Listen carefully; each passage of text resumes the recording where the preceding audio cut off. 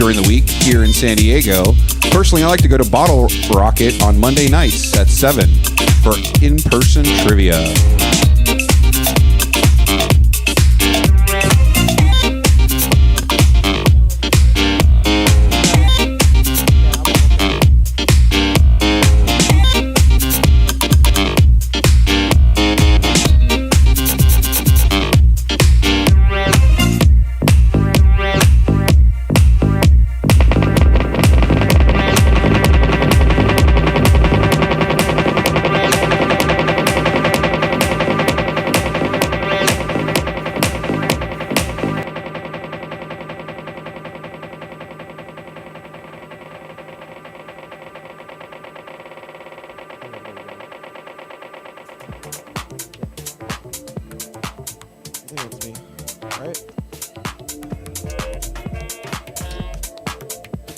Check 1, 2. Okay, that's, yeah. That one's here. We're good there. Let me get. Hey, which channel is he on the mic? Top five? No, yeah, that one's good. That's good. And then for my background sound, that's you? Yeah. Okay. Now, which one's me? Oh, that's me. Okay, yeah. There you go. Yep. Hey, check 1, 2. Yeah, there it is. That's our go-to trivia track. All right, we are good to go. And I'm going to get that countdown going because we're kicking off Trivia Tavern. Thank you guys for bearing with me. I was running a little late, a little hectic, but we are all set. We're going to get kicked off with our trivia in just a second. We got our guest producer of the house, Ricardo's, hanging out with us on the ones and twos, taking care of us. What's up, Danny? Making sure we don't burn this place down. We do have Turbo hanging out with us as well in the stream. So if you're joining us, make sure to say hey. Make sure to let us know where you're at. If you're checking us out on Twitch, make sure you are following us. Make sure you give us that subscribe and follow. If you're watching us on YouTube, make sure you give us that follow, that like. Tell your friends, share the show, do whatever you can because it always helps us out.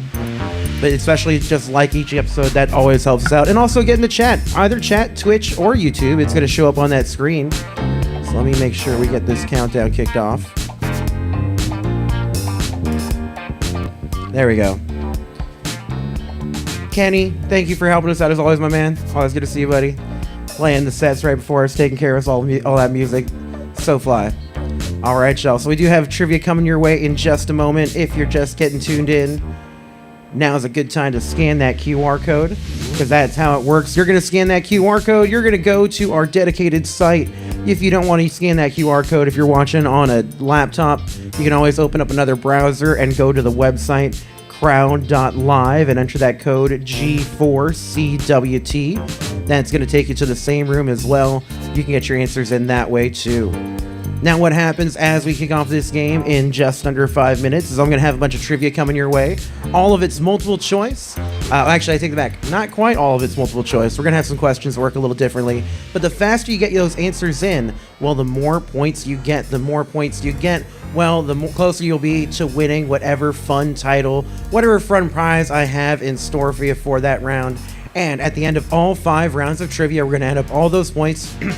And whoever has the most points at the end of 5 rounds, well, you will be our trivia traveler. Whoever has the most points.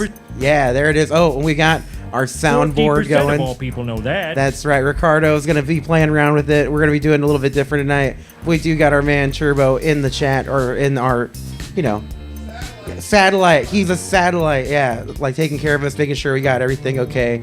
Once again, making sure. Coming in from the Starlink via satellite. Starlink via satellite, making sure we don't burn the place down. So yeah, so get in that chat and say hey if you're watching us on Twitch or if you're watching on YouTube. Now you're gonna see right now we're getting ready to kick off a whole trivia. I call this round of trivia. There's nothing quite as good as a good bad guy. Now, this is a round of trivia all about villains in various projects, movies, and TV shows.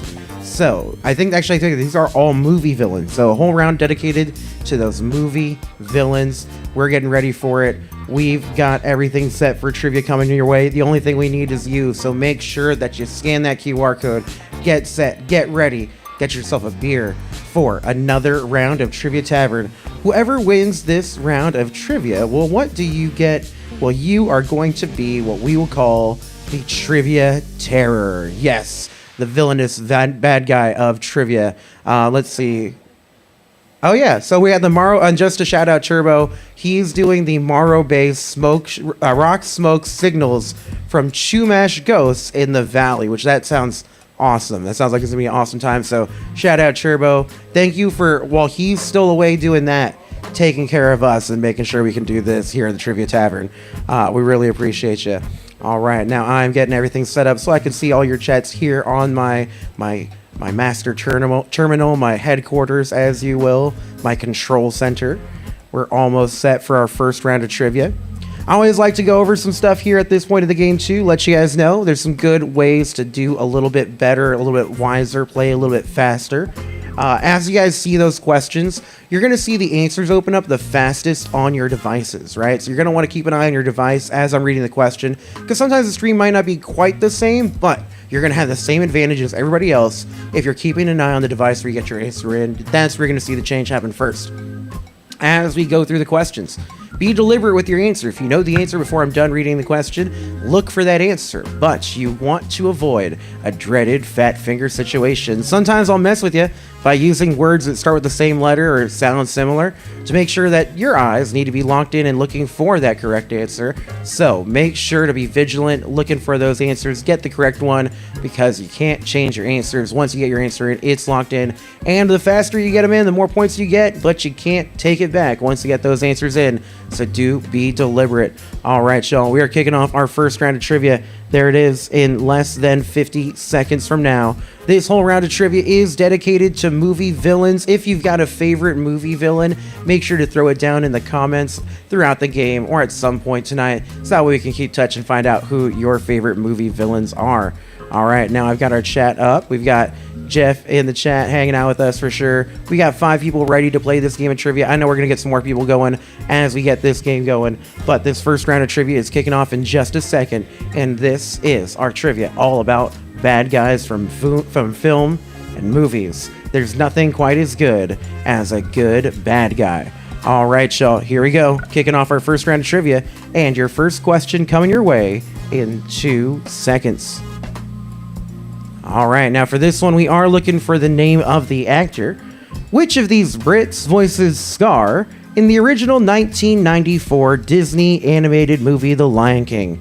Now, as I said, the answer is going to open up the fastest on your phones or devices, so keep an eye out there and hit that answer when you've got it. Here come the answers you can choose from. Is it Jeremy Irons, Anthony Hopkins, Ben Kingsley, or Michael Caine? Once again, which of these Brits voices Scar in the original 1994 Disney animated movie The Lion King? Jeremy Irons, Anthony Hopkins, Ben Kingsley, or Michael Caine? All right, you got about 10 more seconds to get those answers in. Oh yeah, no stress.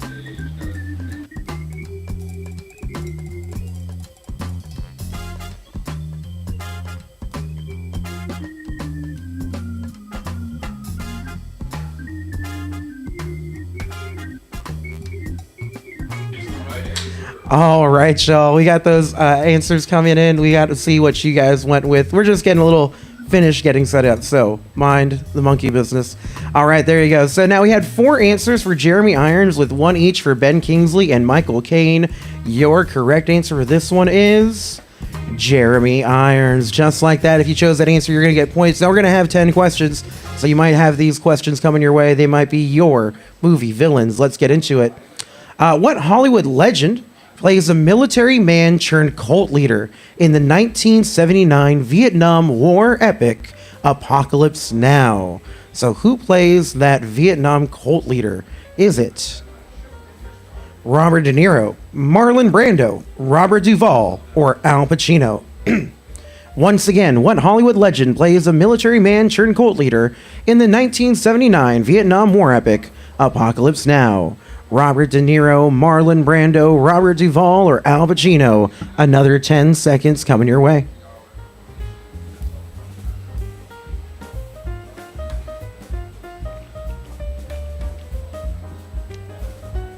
All right, answers are in. Let's see what you guys went with. All right, we had 3 this time for Marlon Brando, 2 for Robert Duvall, 1 for Al Pacino. Your correct answer was also the Godfather. It's Marlon Brando. Yes, Marlon Brando, your correct answer this time. All right, we continue with question number 3. What type of wine does Hannibal Lecter say he drank alongside a census taker's liver and some fava beans in The Silence of the Lambs? So for this one, we're looking for that wine. Answers available to you are Sangiovese, Chianti, Barolo, and Nebbiolo. Once again, what type of wine does Hannibal Lecter say he drank alongside a census taker's liver and some fava beans in The Silence of the Lambs? Sangiovese. Is it Chianti? Is it Barolo? Or is it Nebbiolo? Alright, y'all, tell me which one that is. Also, tell me if I'm mispronouncing any of those wines. Alright, answers are in. Let's see what you went with. Alright, this time we had 1 for Sangiovese, we had 4 for Chianti, and 1 for Nebbiolo. That's not the correct answer. Your correct answer is Chianti. Yes, I ate his liver with a nice Chianti. All right, y'all, we have a few more questions. We're going to check in and do our mid-round breakdown, see where we're at through 5 questions of the game so far. All right, here comes question number 4. Which of these golden age of Hollywood stars played the monster in 3 Frankenstein movies between 1931 and 1939? Answers available to you are Lon Chaney, Bela Lugosi, Boris Karloff, and Basil Rathbone. Once again, which of these golden age of Hollywood stars played the monster in 3 Frankenstein movies between 31 and 39?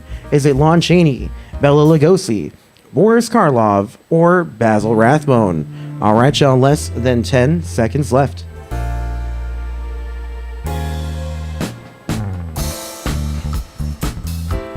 Just got back from Universal Studios, so we actually had a little bit of monster movie trivia in there, and so this did come up. So let's find out what you guys thought it was. All right, for this one, we had 2 for Lon Chaney, 3 for Boris Karloff, and 1 for Basil Rathbone. Your correct answer was Boris Karloff. Yes, that's Boris Karloff, the man in the makeup. He was also, we went over this, he's another one of the Universal monsters. It's going to come back to me in just a little bit. All right, question number 5 coming your way.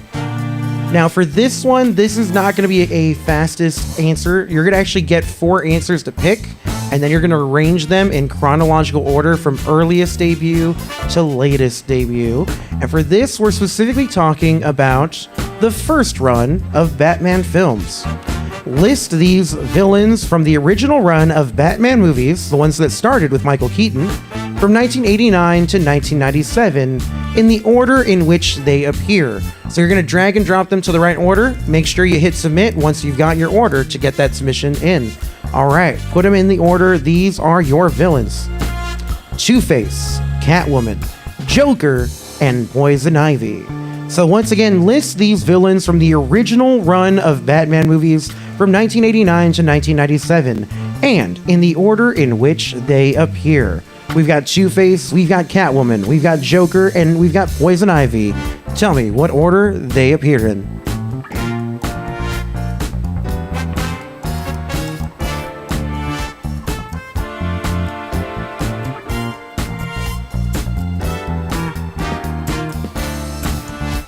All right, answers are in. Now, if you're watching on Twitch, we just saw you guessing in. So yeah, if you want to play with us, you actually scan that QR code and you can submit your answers for this, because this one we were looking for an order. So we're going to see the most popular order that you put down. Now, this was our most popular order: Joker, Catwoman, Two-Face, Poison Ivy, and that is the correct order. Joker making that appearance in the original 89 Batman with Michael Keaton. Catwoman showing up in Batman Returns with Keaton as well. Two-Face in Batman Forever, that's the one with Val Kilmer. And Poison Ivy, she was in Batman and Robin with George Clooney as Batman. All right, y'all, so those were those 4 Batman villains in the correct order. Now, let's check in and see what our standings are with our players that have joined us so far. And again, if you're just joining in, you're just catching us on YouTube or Twitch, be sure to go ahead and scan that QR code and join in the fun and answer the questions when we get back to them. All right, now in first place so far, we have Real John. Real John is back, and in first place with 380 points so far. In second place, we've got Turbo. Turbo's hanging out with us virtually this time, but he's still rocking it and getting those scores. 315 points for Turbo. In third place, we've got the return of Guy Fu. Guy Fu playing with us and has 281 points. We've got Brian, the Urinal, the Urinal. That's number one in fourth place so far with 227 points. We got J-Dog. We got Jenny playing with us. Thank you, J-Dog and Jenny, for joining us. We're going to have all kinds of rounds of trivia coming your way. So if you want to jump in, now is a great time. Scan that QR code and play trivia with us as we get ready for more questions. Here comes your next question, once again about villains. It's a little bit, I know we're still in September, so I can't quite go full Halloween stuff in October. We're definitely going to get spooky, but this is kind of the precursor to that. We'll start with villains, where that's just kind of fun costumes, right? This is pre-Halloween. All right, question number 6. Which of these Oscar winners plays the titular bloodsucker in 1992's Bram Stoker's Dracula? All right, so who plays Dracula in that film? Is it F. Murray Abraham? Is it Gary Oldman? Is it Jeremy Irons? Or is it Ben Kingsley? Yeah, some familiar names on this list. Once again, which of these Oscar winners plays the titular bloodsucker in 92's Bram Stoker's Dracula? F. Murray Abraham, Gary Oldman, Jeremy Irons, or Ben Kingsley?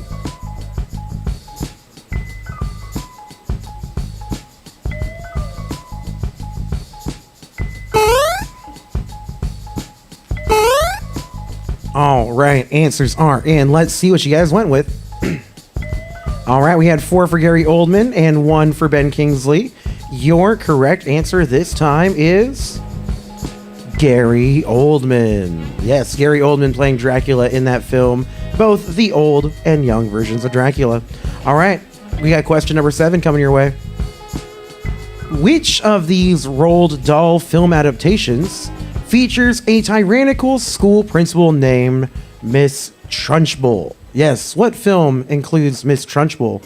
Is it James and the Giant Peach, Matilda, the BFG, or The Witches? Once again, which of these Roald Dahl films adaptations features a tyrannical school principal named Miss Trunchbull? Is it James and the Giant Peach, Matilda, the BFG, or The Witches? 40% of all people know that.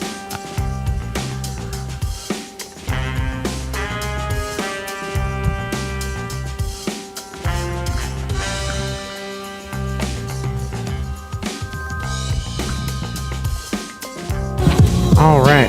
Cash rules everything. Let's see what we've got here. Let's see the answers you guys went with. All right, for this one, we had 5 for Matilda, 1 for The Witches. She is, of course, the principal in Matilda. Yes, Matilda. She made that boy eat a whole cake and everything. All right, y'all. We got 3 more questions for this round. Question number 8 coming your way. What Saturday Night Live alumnus plays a bumbling, evil henchman in the first 2 Austin Powers movies? So this one, we're actually looking for a henchman. Tell me which one of these SNL mainstays was a henchman in those Austin Power movies. Was it Chris Kattan, Chris Parnell, Will Ferrell, or Fred Armisen? Once again, what Saturday Night Live alumnus plays a bumbling evil henchman in the first 2 Austin Powers movies? Chris Kattan, Chris Parnell, Will Ferrell, or Fred Armisen?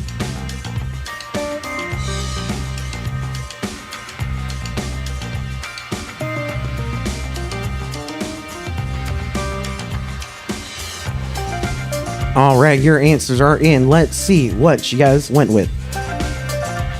All right, we had a good split this time again. We had 1 for Chris Kattan, 3 for Chris Parnell, and 2 for Will Ferrell.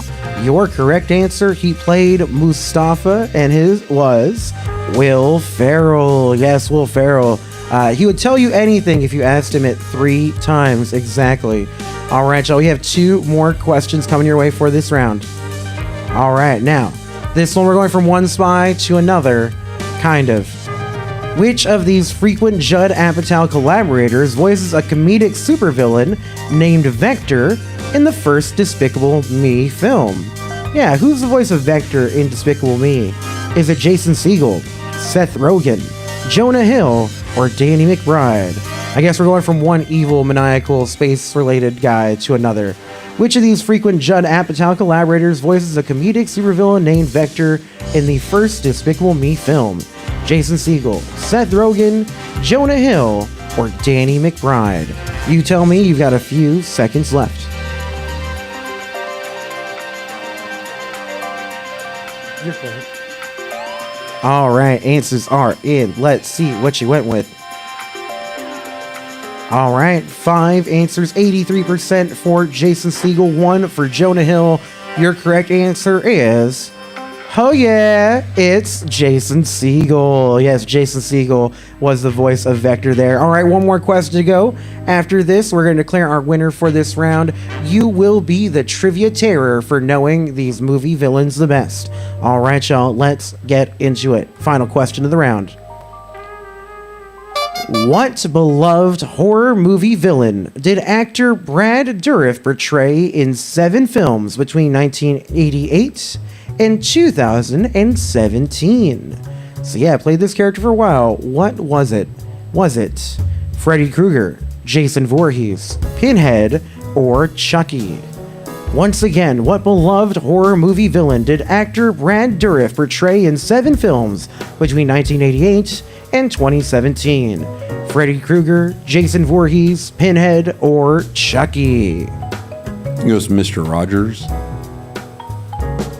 He looks a little bit like Mr. Rogers in that picture, right? Yeah, he's just very laid back. You know. Yeah, this guy does not look like a guy who's played one of those 4 characters. That's thespian look. That's proper actor theater look. Thank you for that contribution, Ricardo. All right, y'all. Always. Yeah, it's fantastic. Let's get into it. Let's see what you guys thought it was. All right, now we had 1 answer for Freddy Krueger. We had 5 answers for Chucky.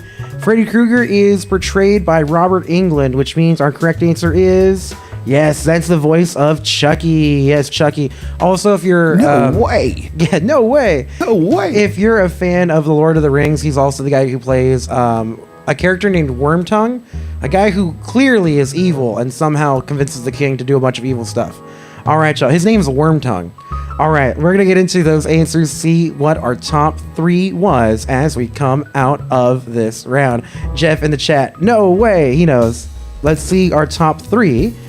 In third place with 615 points, it's Guy Fu. Welcome back, Guy Fu. 615 points for you in third place. In second, there's our man Jeff Turbo getting 648 points. And in first place, let's see if he held on to it, 669. Nice. It's Real John. Way to go, Real John. So actually a pretty competitive game here. You know, we did end up getting a lot of points throughout that game once we started stacking up those points, getting those answers right. Our top 4 getting most of the answers right. So it is going to be a good job or a good chance to keep getting those points and stack them up for the chance at Trivia Traveler. Cal would be proud. Well, yeah, now you get to go back to Cal and tell them that you are the Trivia Terror, John. Way to go. Yeah, Guy Fu is working out the kinks, a little rusty. Well, you know, we had a week off. He took a week off. So it's just got to shake off the rest. It's okay. We got more trivia coming. So welcome back, Guy Fu. Glad to have you.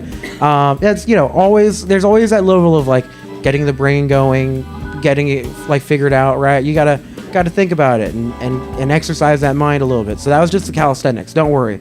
We got lots of fun stuff coming your way. All right, I y'all. love calisthenics. I don't know about you. Calisthenics, I mean, it's like I like it more than whatever we were warming up to do, right? Like, it's just like, I don't want to go run a mile. I just kind of want to do this. Can I just keep doing this and then backwards? This? Like, I feel like we should have some emotional calisthenics. Yeah, the key is answering correctly. Thank you, Guy Fu. That is a good strategy. Always a good idea to stick with the right answers. Now that we've done our mental calisthenics, let's get geared up. Let's get ready for another round of trivia. This one, well, I like to call this round of chocolate trivia could be truffle. That's right, because I have a whole round of trivia dedicated to chocolate, one of my favorite things in the world. So if you have a favorite type of chocolate, favorite candy bar, whatever that is, be sure to leave it in the comments. Make sure you let us know. Say, hey, let me know what kind of chocolate you like. We're going to take a little break between rounds, so now's a great time to stretch those legs, get another drink, get situated.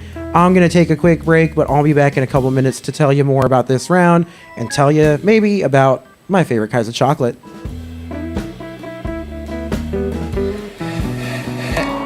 Hey, I'm on vacation every single day, 'cause I love my occupation. Hey, hey, hey.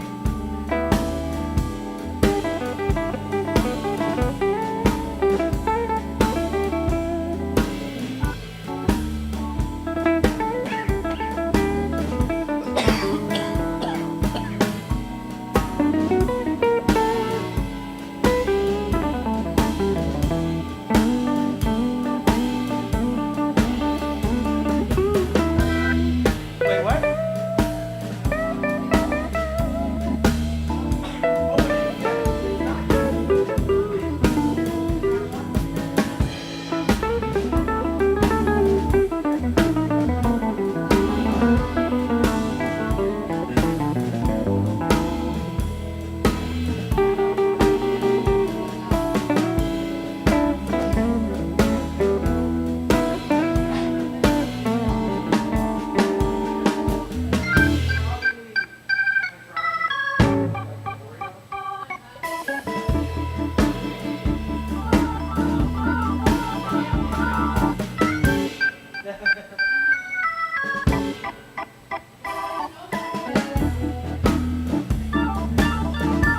We're just getting educated here on chocolate. We're discussing the big conspiracy, guys. White chocolate isn't chocolate. No, by the strictest definition, there's no cacao. So yeah, it's not really chocolate. I don't want to get too much into it because I might have a question in here about white chocolate coming up. Oh. Yeah. So there is a white chocolate question, but technically not chocolate. Dare I ask, is there a dark chocolate question? Ooh, I honestly can't remember. There's Good answer. Yeah, there are some really great questions. I'm gonna just do a little preliminary scan, but while I'm looking at that, and if you guys haven't already noted it in one of our chats, be sure to let us know if you got a favorite kind of chocolate, favorite kind of candy bar. I want to ask our people in studio: do you guys like chocolate? Do you guys have chocolates that you like? Okay.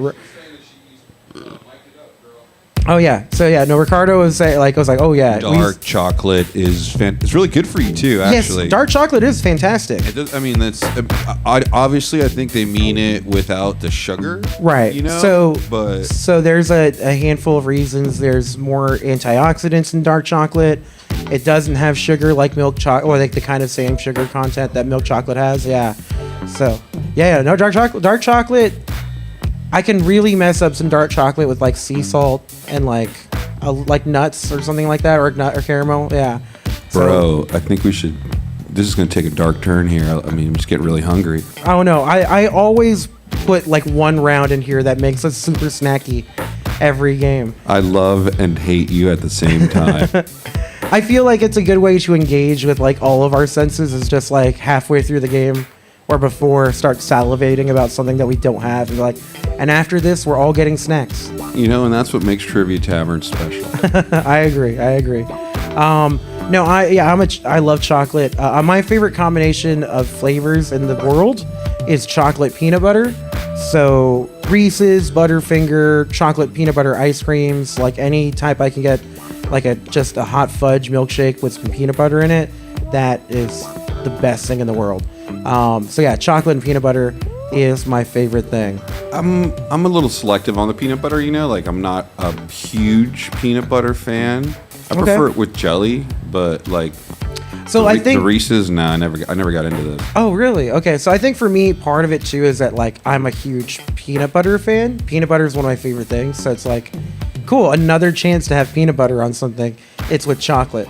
So I am a Reese's guy. Weigh in. Let me know what you guys think. All right, y'all. So we do have a round of trivia coming your way in 2.5 minutes. This round of chocolate trivia could be truffle. Truffle, a type of chocolate, right? Another delicious type of chocolate. I see what you did there. Yeah. So as we get ready for this round of trivia, remind you guys how it works. The faster you get those answers. Everyone in this room is now dumber for having listened to it. I That's award fair. you no points, and may God have mercy on your soul. I don't get points for making these puns. I do it because I love you. So no, we're going to have a round of trivia coming your way All that chocolate. Now, the way to get those points, the faster you get those answers in, the more points you get. And the more points you get, the closer you get to winning the round. At the end of this round, you get a fun name based on what you are. So last round, Real John was our trivia terror because he knows movie villains best. Now, whoever wins this round, well, we're going to call you the Fourth Musketeer, as in the Three Musketeers. Forget D'Artagnan, you get to be the new Fourth Musketeer. So yeah, a whole round of trivia coming your way, all about chocolate, a little bit about its history, a little bit about types of different types of chocolate, and maybe some chocolate-related things. I feel like now that you say that, there might have been a fourth. You know, maybe he just didn't really make it very far, and they just cut him out of the story. No, it's such a interesting thing. Is like they call it the Three Musketeers. There's four of them in the story, the Three Musketeers, and it's like I get it. The whole thing is about this guy becoming the Fourth Musketeer, but they should call that novel the Fourth Musketeer, right? Like that would be So that's where I stand on it. If you feel differently, weigh in. All great I remember story. Is D'Artagnan. D'Artagnan. So he's the Fourth Musketeer. It's Athos, Porthos, and Aramis. You got it. And I know it gets like negged on. I loved the Disney Three Musketeers movie that came out with Kiefer Sutherland, Chris O'Donnell, Oliver Platt, Charlie way. Are you Sheen. Serious? Yeah, I Charlie. Remember that. It is so cheesy to go back and watch it. Rebecca De Mornay. All right, I'll give it. But it's one of those like, no, I like this. I'm sentimental about it. Because every little thing that I do it for you, Ricardo. I hope you know that. I love you, brother. So yeah, you can be the Fourth Musketeer. Now that you guys got to hear that whole thing. If you guys are a fan of that movie, let me know. Guys, let's give a big shout out in the chat for Danny for being an awesome host every week here on Trivia Tavern. Thank you. Shout out to Turbo as well. Thank you. Yeah, thank you. You guys love doing it. Thank you guys for helping us doing it. I love making it happen. Let's make it happen some more. We got more trivia, and it's starting off with this question. It goes like this. In what U.S. state did Milton S. Hershey found his namesake chocolate company in 1894? All right, y'all, for this question, your options are Maryland, Pennsylvania, New York, and Massachusetts. So once again, in what U.S. state did Milton S. Hershey found his namesake chocolate company in 1894? Maryland, Pennsylvania, New York, or Massachusetts? I'm afraid we need to use math.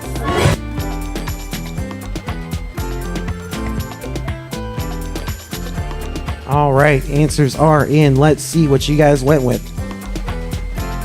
All right, we had 2 for Maryland. We had 5 for Pennsylvania. Let's see what the answer is this time. Located in Hershey, Pennsylvania. Yes, Hershey was or Pennsylvania was our correct answer for that one. Yeah, they got the whole theme park and it was factory. Hershey Park, right? Yeah, Hershey Park. Yeah, they got roller coasters and everything. I've always wanted to go there. Yep, I remember that. Yeah, there you go. So way to go if you put down that one. You got those points based on how fast you got it in. Let's continue with question number 2. Now, who plays the titular chocolatier in the 2023 movie musical Wonka? It's not the original one. Who plays Wonka in the newest version of the film? Let's see the answers. We've got Timothy Chalamet, Tom Holland, Freddie Highmore, and Finn Wolfhard. Once again, who plays the titular chocolatier in the 2023 movie musical Wonka? Timothy Chalamet, Tom Holland, Freddie Highmore, or Finn Wolfhard? 40% of all people know that. Guy Foo's in the chat saying that the town of Hershey, Pennsylvania smells like chocolate, which is something like I think would be really cool when you get to town, and I think could be maybe kind of off-putting after being there for a while. Yeah, you would probably not want to eat chocolate. Yeah, you'd be like, I'm good. I'm good. I remember everything is about chocolate, even the merch and everything. Oh, yeah. Yeah, you'd get sick of chocolate pretty quick. Pretty fast. All right, let's see the answers for this one. We had 86% of the answers for Timothy Chalamet and 1 for Tom Holland. Your correct answer this time, it's Chalamet. Yes, Timothy Chalamet playing Wonka in the newest iteration of the film. All right, y'all, question number 3 coming at you. Now, which of these chocolate companies invented white chocolate in 1936? So here come the answers available for you. We got Ferrero, Ghirardelli, Hershey, and Nestle. Once again, which of these chocolate companies invented white chocolate in 1936? Ferrero, Ghirardelli, Hershey, or Nestle? Interesting that we had a conversation about white chocolate. Yeah, it was definitely. I'm glad it came up. I had to make sure I didn't accidentally spill the answer to this one before the beginning of the game. So let's see what you guys went with. All right, we had 3 for Ghirardelli and 4 for Nestle. Your correct answer is Nestle. Yes, Nestle is the inventor of white chocolate. Pfizer. It feels like it, right? All right, y'all. Let's get our next question. Question number 4 for you. I'm not a fan of white chocolate. Just going to say that. I do not enjoy white chocolate. I love it, but now that you guys told me that the intel about the white chocolate scam, I think I'm going to move away from it. It's just not my favorite. It's like I'll enjoy it from time to time, but just milk chocolate all day or dark chocolate. All right, y'all. Question number 4. Now, for this one, I need a number. You're going to have some numbers to pick from. How many breakable sections are there in a standard Hershey's chocolate bar? Yeah, how many standard sections are there? Is it 8, 10, 12, or 14? So yeah, if you're breaking up that Hershey bar underneath the wrapper, how many sections are there? How many breakable sections are there in a standard Hershey chocolate bar? 8, 10, 12, or 14? It's been a long, long. Was that the song from Three Musketeers? I'm just looking for the no way button. So it's just I love it. The search for the no way button is going to be great. All right, y'all. Let's see the answers you guys went with. I mean, why he wouldn't label it no way, I have no idea. It's all good.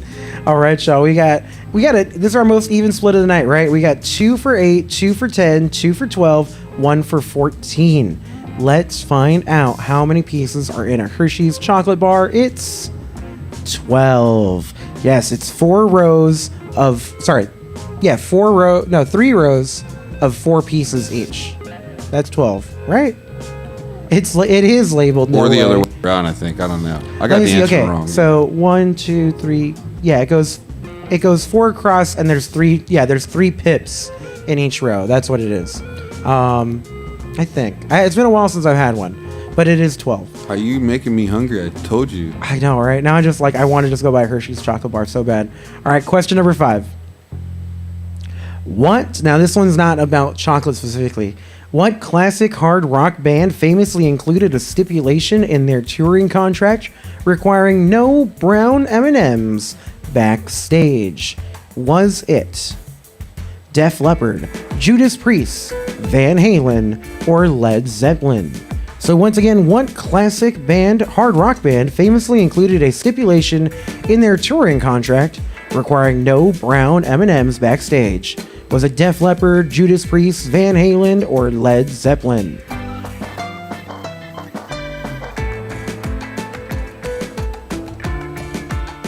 Shakira. I don't know this one. It's one of those like infamous rider, so that touring contract, they call that like your rider of like what's going to be in the green room, right? It's one of the more like notorious touring riders out there. So let's get into the answers you guys thought it was. All right, we had 1 for Judas Priest, 5 for Van Halen, and 1 for Led Zeppelin. Your correct answer was Van Halen. Van Halen. Yeah, Deke, I got it right. There you go. Yeah, way to go. And then Jeff's letting us know that is because they used it in a way to test that the promoter looked at the riders. It was kind of their way of knowing, like, are they actually looking at what we put in these riders? So I mean, just looking at those dudes, I'm like, yeah, those guys want some M&Ms. Oh yeah, I mean M&Ms are pretty great too. All right, y'all, we're 5 questions in, so let's see. You guys are just discovering I love candy. Like I like it a lot. Yeah, I got that sweet tooth. All right, yeah, I got big time sweet tooth. All right, let's see our mid-round standings. 5 questions in. And hey, look at that, Ricardo. You're number 1 right now. Media Killer's in first place with 370 points. Right behind is Jenny, though, just 20 points behind. Way to go, Jenny. In second place, Turbo in third. He's been getting his points tonight. In third place for Jeff, we got Brian in fourth again with 262 points. He is stacking up points. Guy Fu right there in the mix, 222 points. We got Real John. We got J-Dog also in there with us, getting over 150 points. So, still anyone's game because the questions, you know I like to do it. They get harder. They get wilder. You don't know what's coming. We're going to have 5 more questions about chocolate coming your way. Let's get back into it with question number 6. Let's get fudgy with it. I like that. Let's get fudgy with it. All right. Now for this one, I'm looking for the scientific translation. The scientific name for chocolate, Theobroma, translates to the food of the blank in English. All right. So it's the food of the blank. Is that the food of the tree, the food of the gods, the food of the womb, or the food of the heavens? Once again, the scientific name for chocolate, Theobroma, translates to the food of the blank in English.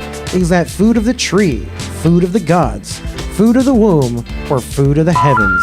The fingers you have used to dial are too fat. Uh-oh. Did we miss the right answer? Yeah, I think I fat fingered it. Uh-oh. Well, we'll find out. Now, is this something you think you know? I mean, I don't want to say that. Okay. But I would say that I would have answered differently. Got it. Okay. Well, we had 5 answers for gods, 1 for womb, 1 for heavens. Because I always like to say, if it's something you don't know, the cool thing is at least this is a cool thing you get to learn, right? If you don't know this is a fun fact. So let's find out our correct answer. Your correct answer was the food of. Oops. Okay. 1 sec. Of Mexicans. Hold on. I jumped forward into my next question. Okay. Did I get the points? Yes, it is the food of the gods. There it is. Okay, Those pesky gods. Yeah, so the food of the gods. Yeah, so way to go if you put down gods. You got those points. And I think that's really cool because we're talking about how good chocolate is. It makes sense with a name like the food of the gods. All right, y'all. Question number 7. All right. Now, popular indigenous Mexican non-alcoholic beverage Tejete is made with a combination of blank and cacao. So, for this one, is that lard, potatoes, wheat, or corn? So once again, the popular indigenous Mexican non-alcoholic beverage Tejate is made with a combination of blank and cacao. Is that lard, potatoes, wheat, or corn? All right, y'all, you have a few seconds left. You're killing me, Smalls.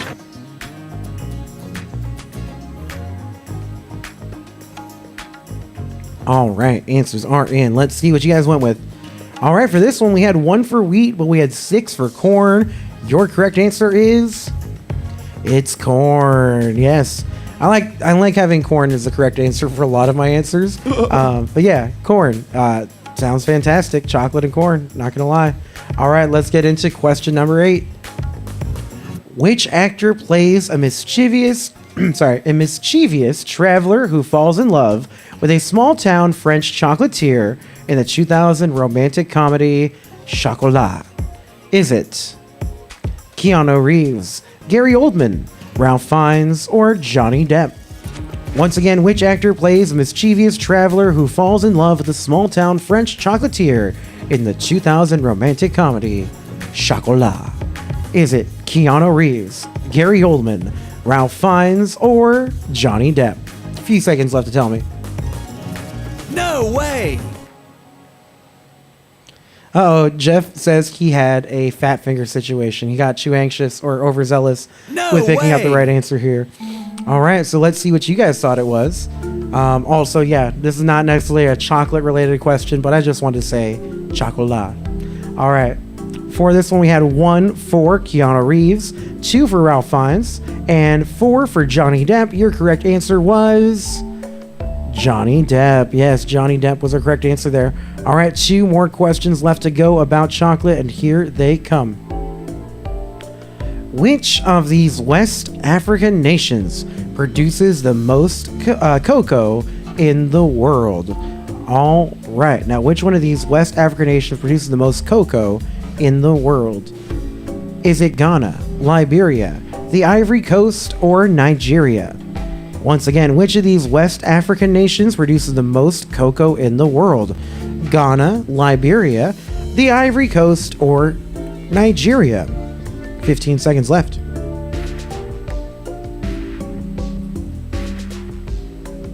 You got it, dude.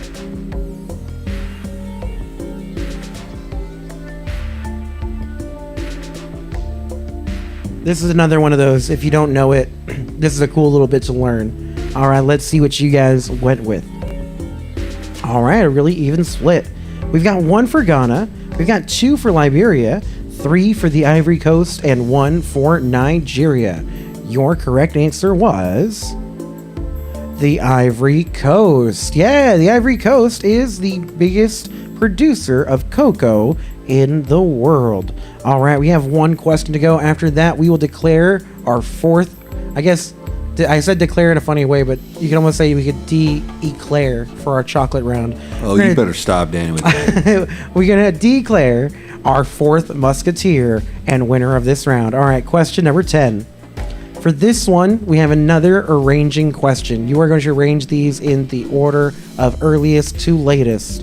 List these popular Hershey's chocolate bars in the order in which they debuted. All right, your choices are Kit Kat, Almond Joy, Whatchamacallit, and Mr. Goodbar. So once again, list these popular Hershey's chocolate bars in the order in which they debuted.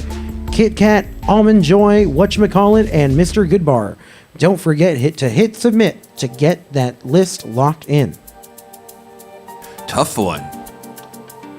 Oh yeah, no, this is definitely a lot more challenging than our last chronological one. This one you gotta make some educated guesses. All right, let's find out what you guys went with. All right, now this is our top voted answer, that Almond Joy was the oldest, followed by Mr. Goodbar, then Kit Kat, and then Whatchamacallit being the newest. Let's see our correct order. It's actually Mr. Goodbar, then Kit Kat, then Almond Joy, wow, and Whatchamacallit. So I'm gonna check because I want to see if anyone had that one, and it looks 0 like, answered correctly. So yeah, no, that was a hard order to nail. So nobody got that one right. Yeah, 0 answered correct. All right, well, that's okay. So no one got that one. So we're gonna declare it based off our 10 questions. Now, let's find out your points and who is the 4th musketeer. Way harsh, Ty, Jeff says. Way harsh. Well, Jeff, you got 3rd place, 493 points in 3rd place for that round. In 2nd place, hey, it's Guy Fu getting into the top 2. Guy Fu in number 2. And in 1st place, it's Brian. Way to go, urinal number 1, getting 616 points and 1st place for that round. The rest of our standings there, Media Killers, hey, there you are in 4th place. J-Dog getting into 5th place. Jenny with over 400 points, and Real John with 331 points. Yeah, not your category, Real John, but it's okay. So that means that, we had from first to last, which means we're going to have a very even game today. I think we're going to have a pretty well-rounded game between all of our categories. I feel good about it. I feel like we're going to have some fun. But way to go. There you are, Brian. You are now the 4th musketeer. Congratulations. So yeah, when I see you next time at trivia, I want to know your favorite chocolate bar. All right, so we are going to get into another round of trivia in 7 more minutes. Now, we are, celebrating a certain time of the year. This next round, in honor of it being Hispanic Heritage Month, right? Hispanic Heritage Month actually starts on September 15th, goes through October 15th. And so we also had Mexican Independence Day yesterday. So esta trivia es muy loca. Yes, this is a whole round of trivia about Hispanic heritage and culture. So that's kicking off in 7 minutes. We're going to tell you more about that round with a little bit of Hispanic heritage, culture, and history questions coming your way. So that's kicking off in a few minutes. Get situated, get ready. Let us know your favorite Mexican food dish too, if you want to let us know that in the chat, in celebration of Hispanic heritage, because, I love me our food, right? We've been talking about food all night. Might as well keep it up. Let's keep talking about Hispanic heritage foods as well. Peanut butter cups, yeah. Yeah, those are my weakness too. All right, y'all. I'll be back in just a couple minutes, but we're kicking off this next round of trivia in 6.5.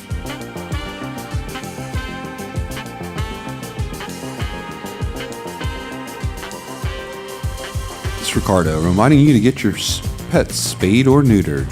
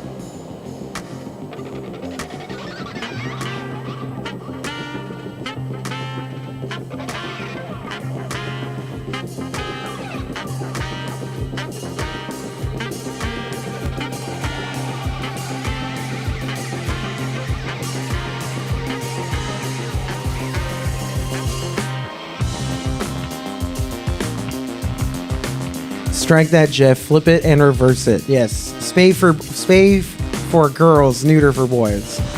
If you guys caught the old Bob Barker, don't forget to spay or neuter your pets. You want to make sure you do the right one for the right gender. You know, there's a lot of pets going gender transition surgery. Right. Well, you know, I know that they're on the menu in certain places. I was going to say, maybe they're just getting eaten before they can really decide, right? Right. Obviously, none of that's real. But do spay or neuter those pets. Control the pet population and the worms of Bob Barker.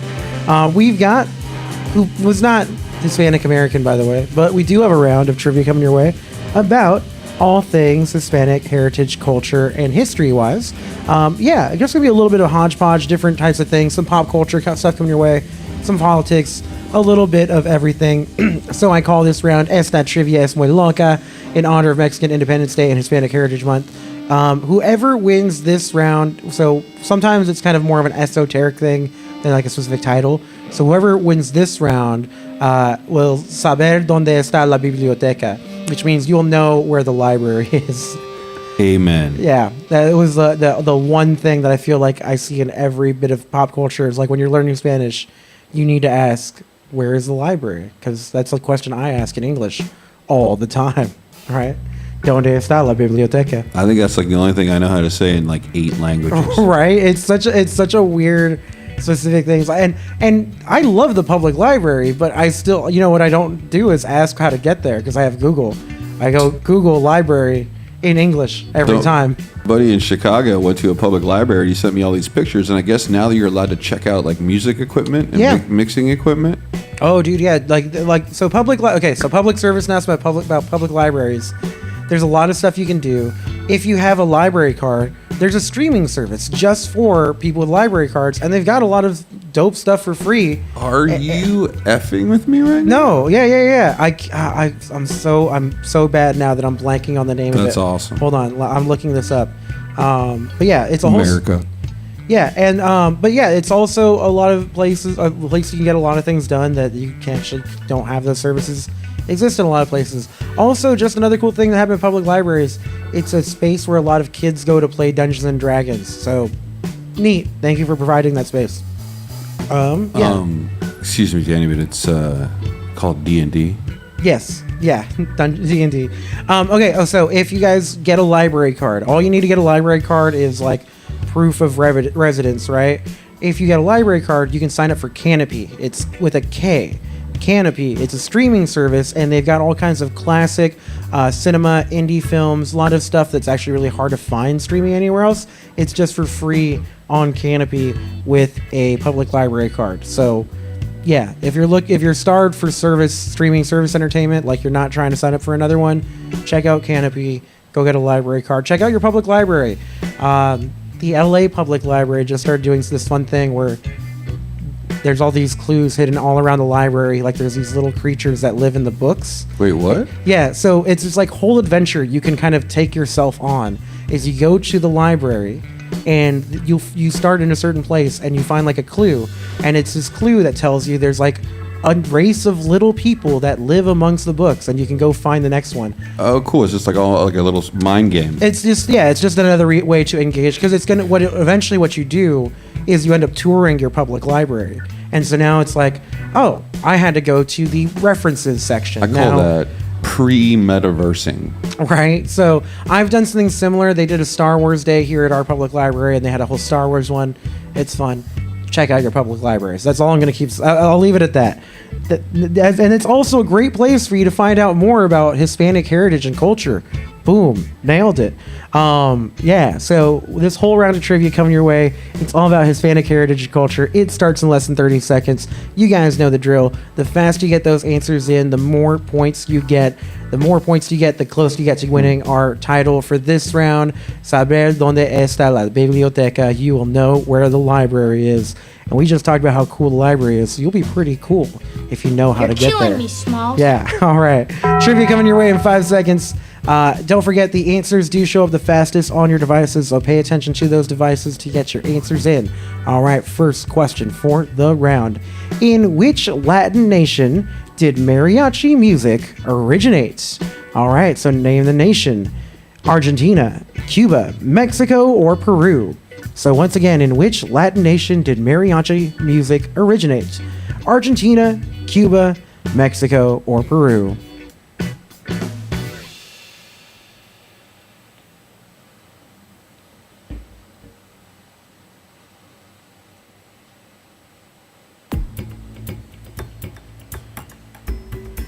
Let's go already! All right, yo, we got our next answer in for you. Let's check out the answers you guys went with. All right, 100% of the answer going to Mexico, because that is 100% correct. Yes, mariachi music from Mexico. That is, of course, the answer. Let's get to our next question. It goes like this. Which European country did Mexico defeat in the Battle of Puebla, commemorated on Cinco de Mayo? So, tell me which country they defeated at the Battle of Puebla. Was it France, Spain, Britain, or Portugal? Once again, which European country did Mexico defeat in the Battle of Puebla, commemorated on Cinco de Mayo? Is it France, Spain, Britain, or Portugal? Kazakhstan.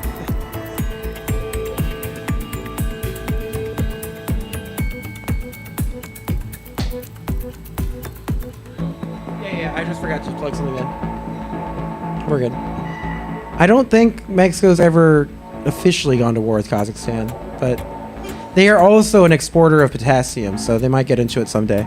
Let's see. I think they got bananas. All right, let's see our answers that you went with for this round. We got 3 for France, 5 for Spain, and 1 for Britain. So this is a lesser known fact, but this is the next time Cinco de Mayo rolls around. Don't just drink the Coronas. Your correct answer is France. Yes, they were fighting France at the Battle of Puebla on Cinco de Mayo. Now, it's not part of the Mexican Revolution, but it was a battle that inspired the Mexican Revolution. Basically, it was their ability to repel the French forces that inspired them to go. It's like, hey, you know what? We can get France out of here. We can do something about Spain. So, that's part of it. France was your correct answer. Let's get into it. Next question. Now, we had a whole round of chocolate. I do have one more question about chocolate, because chocolate is synonymous with Mexican culture. Chocolate is often an ingredient found in Mexican blank sauce. Now, you are seeing a GIF of what that sauce looks like. So what kind of sauce is that? Is it ranchero, queso, mole, or matcha? Once again, chocolate is often an ingredient found in Mexican blank sauce. Is that ranchero sauce, queso sauce, mole sauce, or matcha sauce? You got 15 seconds to tell me.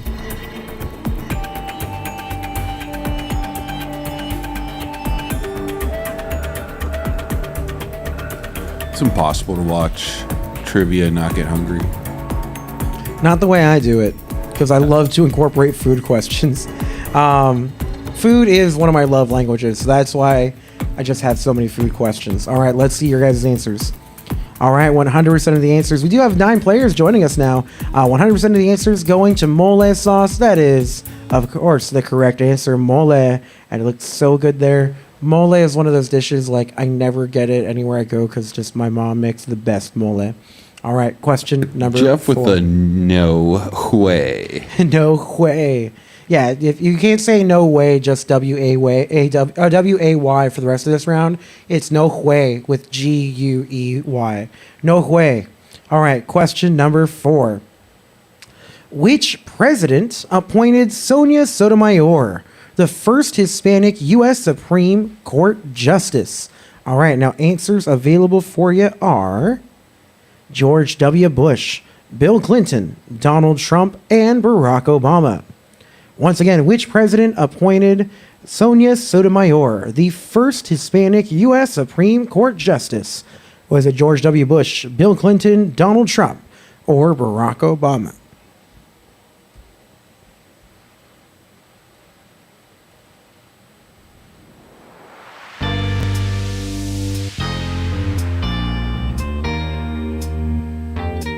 All right, your answers are in. Let's see what you went with. All right, we had 1 answer for George W. Bush. We had 8 for Barack Obama. Your correct answer was Barack Obama. Yeah, thanks, Obama. Obama appointing the first Hispanic U.S. Supreme Court Justice. All right, we'll do one more question. Then we'll check in and see how you're doing with our mid-round breakdown. See where people stand through 5 questions. All right, now for this one, we're looking for a number. What jersey number did the Pittsburgh Pirates retire in honor of legendary Puerto Rican baseball player Roberto Clemente? What was Roberto Clemente's baseball number? Was it 7, 14, 21, or 28? It's divisible by 7, that's for sure. Once again, what jersey number did the Pittsburgh Pirates retire in honor of legendary Puerto Rican baseball player Roberto Clemente? Was it 7, 14, 21, or 28?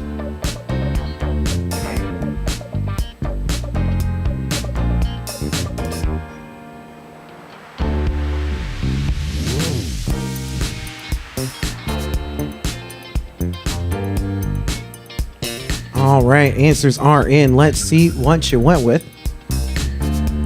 All right, now this is our most even split for this round.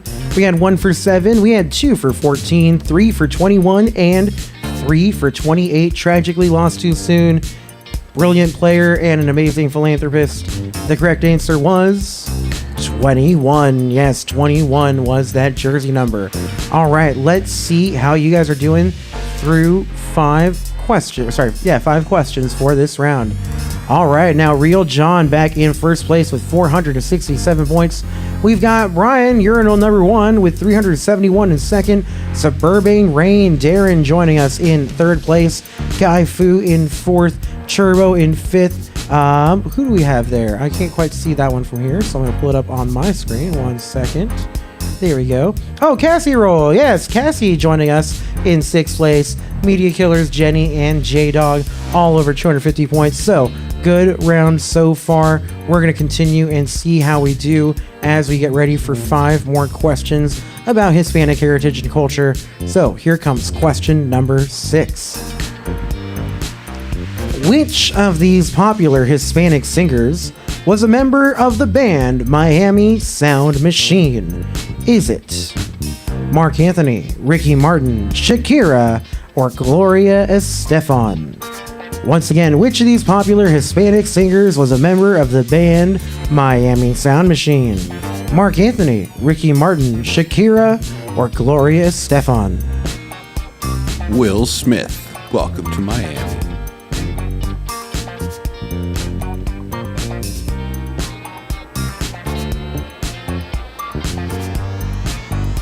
All right, your answers are in. I don't think Will Smith is of Latin or Hispanic heritage, but we might find out that later. Casserole is fat fingering. So we had 1 for Mark Anthony. We had 1 for Shakira. We had 7 for Gloria Estefan. I'm going to guess that Cassie is one of those Mark Anthony or Shakira because your correct answer was Gloria Estefan. Yeah, she knows how to do that conga. Yeah. All right, let's keep getting into it. We got question number 7 for you. All right. Now, here we have a display, and they're depicting a certain person that fills in the blank above. Shown here, Mexican-American labor activist blank co-founded the National Farm Workers Association, or NFWA. Who was that? Was that Hugo Chavez, Fidel Castro, Che Guevara, or Cesar Chavez? Once again, shown here, Mexican-American labor activist blank co-founded the National Farm Workers Association, or NFWA. Was it Hugo Chavez, Fidel Castro, Che Guevara, or Cesar Chavez? All right, y'all, tell me who that is. You've got 5 seconds left. 40% of all people know that. Those answers are all the hits, is what Jeff Corrigan is like. He was hoping to maybe pick it out a little bit easier, but that's Latin 101. All right, y'all. Yeah, that is fair. Let's see the correct answer for this one, or see the answers you went with. We had 1 for Hugo Chavez. We had 9 for Cesar Chavez. The correct answer wasn't Chavez. It's Cesar Chavez. Yes, Cesar Chavez was your correct answer. All right, y'all. Question number 8 coming your way. Which prestigious literary award did Gabriela Mistral win in 1914? The first Hispanic author to do so. So you're going to see 4 literary awards up here. Pick one of them out. Was it the Nobel Prize, the Pulitzer Prize, the Man Booker Prize, or the Neustadt International Prize? Once again, which prestigious literary award did Gabriela Mistral win in 1914? The first Hispanic author to do so. The Nobel Prize, the Pulitzer Prize, the Man Booker Prize, or the Neustadt International Prize. All right, just a few seconds left. Answers are in. Let's see what you went with. All right, so we had 9 for Pulitzer. We had 1 for Neustadt. Your correct answer actually is the Nobel Prize. Yeah, so there is a Nobel Prize for literature, and the first Hispanic to win that was Gabriela Mistral. So it's okay. Excuse me. No one got that right. So it's kind of like everybody did okay on that question. Next question, question number 9 for you. Now, which film made by I'll start this again. Which film made by Alfonso Cuarón, the first Hispanic filmmaker to win the Academy Award for Best Director? So which one of these films was made by Alfonso Cuarón and was the first film that got a Hispanic director to win that prize?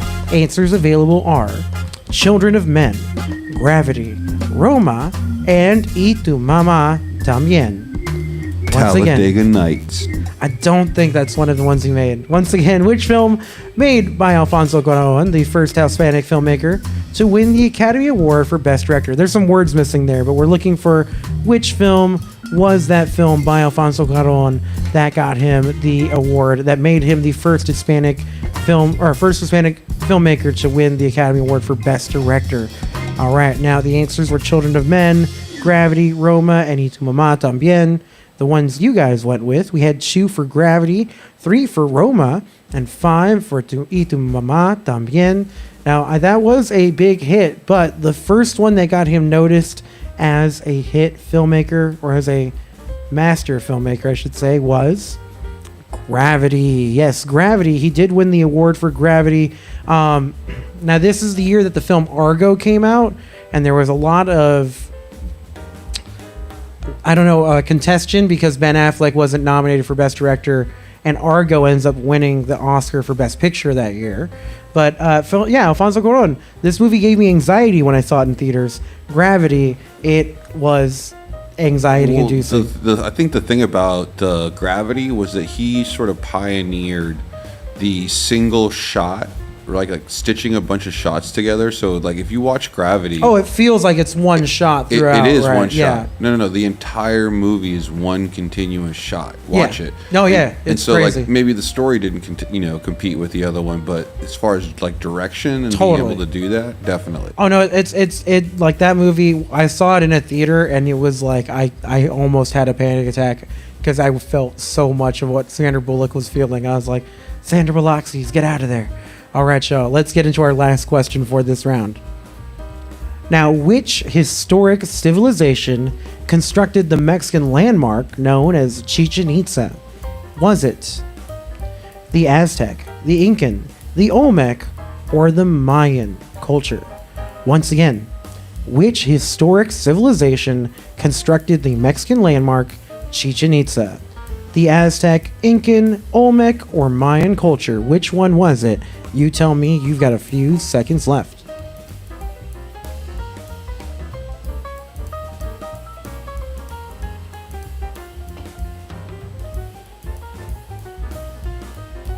All right, answers are in. Now, after we get these answers, we're going to figure out who our person who sabe donde está la biblioteca.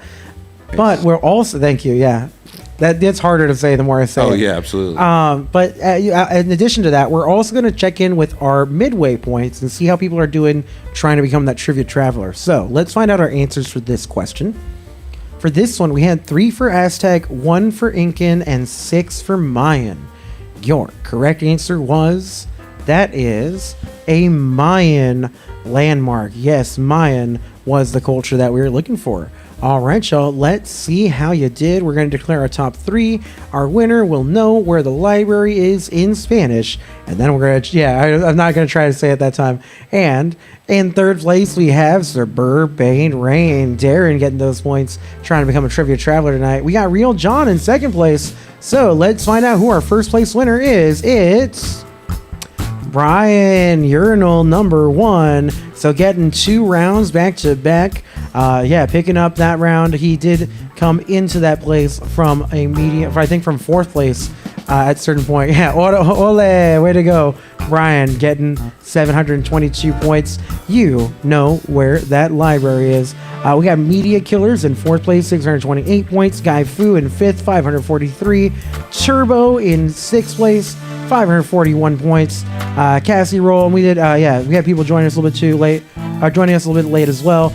Yeah, Wally joining us, Jim in the chat as well now. So, way to go, guys. Way to get those points.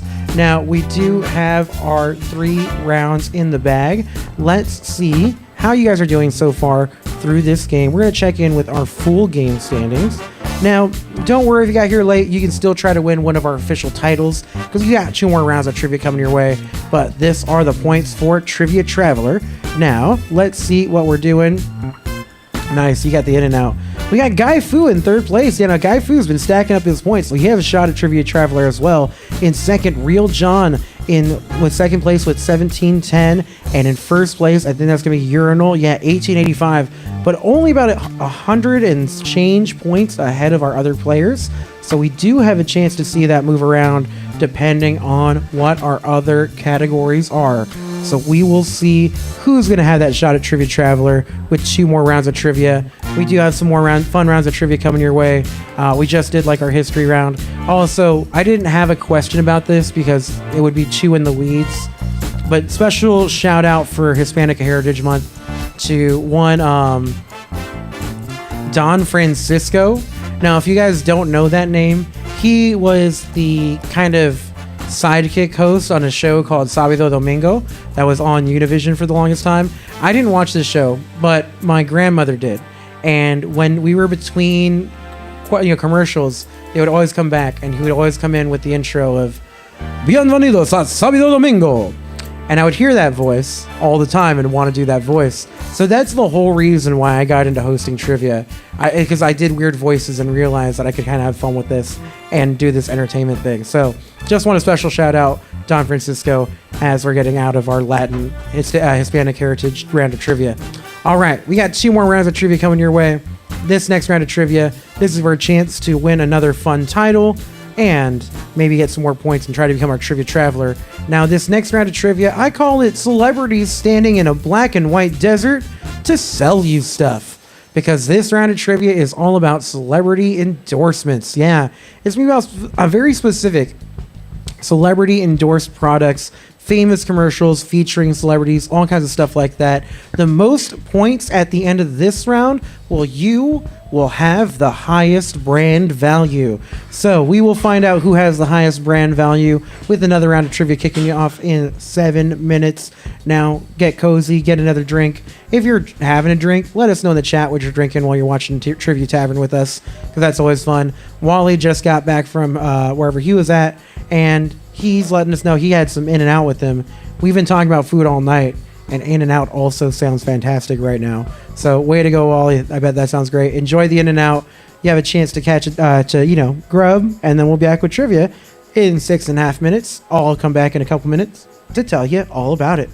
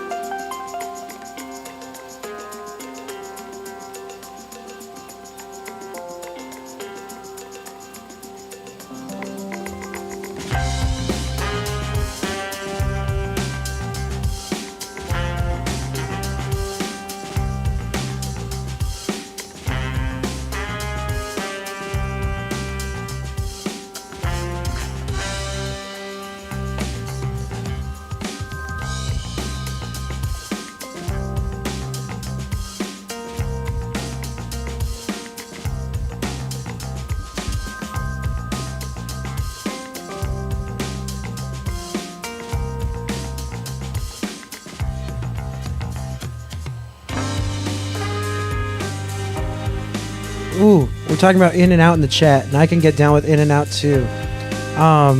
Really, with the food, Danny, I'm so hungry. Okay, so this is Wally's fault because he said he just got home. He brought the In-N-Out home, and yeah, I have an In-N-Out not far from me. Sometimes I'll wait in that line. This is Wally's order: 3x3 animal style fries, Neapolitan shake. And he says, "Yeah, I'm a happy boy," and then make a whiskey sour with the good bourbon. So that sounds unbelievable. Like with some trivia in the background, Trivia Tavern, In-N-Out, good burger, animal style fries, milkshake, and then followed up with a whiskey sour. That is a perfect night, my friends. Yeah, there you go. Yeah, that is fantastic. So way to go, Wally. You're doing it well. Thank you for letting us know. I'm not crazy about the animal style stuff. Like I used to do it. It's not my jam anymore, but I do love In-N-Out. I always get just a classic burger. I'm not big on the cheeseburger, but I always ask for my bun like extra toasty because I love all the In-N-Out fixings, but when it like the bun is just nice and crispy for all that juicy goodness. So yeah, In-N-Out. If you got your In-N-Out order, let us know. Or if you got your favorite celebrity endorsement, that's also fun. This whole next round is about celebrity endorsements. Some of the most famous celebrities doing some of the most famous commercials and celebrity endorsements campaigns out there. 10 trivia questions coming your way about it. Yeah, all kinds of trivia about all kinds of celebrity endorsements. I always like to do the commercial kind of trivia stuff. That's a lot of fun. Whoever has most points at the end of this round will have the highest brand value. That'll be the title you win. Also, you got to add those points to your total if you're trying to become our trivia traveler for this evening. So we got a fun round of trivia coming your way. 10 questions, most of them multiple choice. The faster you get those questions answered, the more points you get. Don't forget, you want to be deliberate with those answers. The faster you get your answers in, the more points you get, but don't miss the correct answer, because once you get your answer in, you aren't locked in. You don't want to get that dreaded fat finger situation. All right, so Jason had to jump in the chat to let us know his in and out is all about the 4x4 grilled onions. So that's okay. So I wasn't sure how many people actually get the ones with the extra patties and stuff. I usually just stick to a classic hamburger, or maybe I'll do the double. But so we got a 3x3, we got a 4x4. You guys swear by it? If so, I'll go get one. I'll find out like tonight. So let me know if I should go 3x3 or 4x4. We'll find out.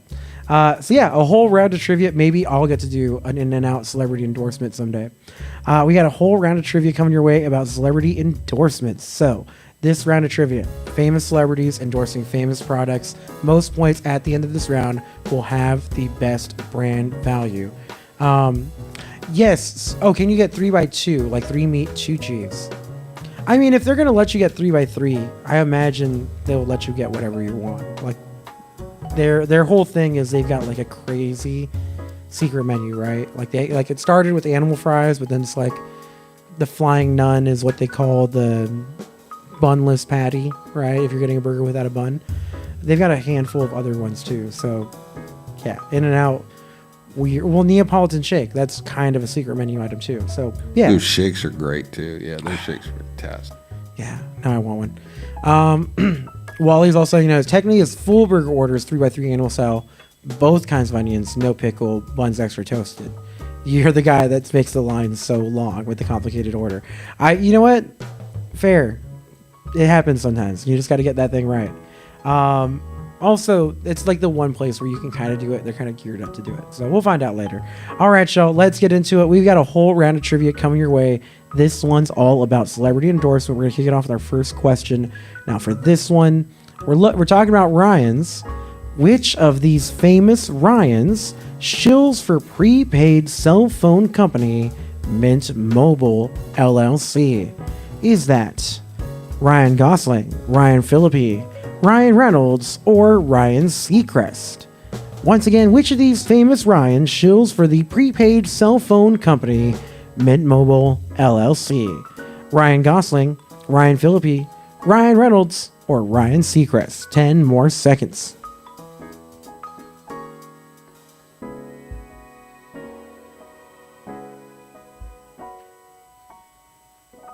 All right, answers are in. Let's find out what you guys went with. All right, we had 1 for Ryan Gosling and 10 for Ryan Reynolds. If you've listened to a podcast in the last year, you've heard commercials for Mint Mobile with ads featuring Ryan Reynolds. Yeah, for not hating you or something like that. So Ryan Reynolds is your correct answer. All right, y'all. Your next question goes like this. What cosmetics brand assures actresses like Andie MacDowell, Eva Longoria, and Helen Mirren that they're worth it in their commercials? Worth it being part of their slogan. Now, answers available are Estee Lauder, L'Oreal, Maybelline, and Revlon. So name the brand based off those brand ambassadors. Once again, what cosmetics brand assures actresses like Andie MacDowell, Eva Longoria, and Helen Mirren that they're worth it in their commercials? Is it Estee Lauder, L'Oreal, Maybelline, or Revlon?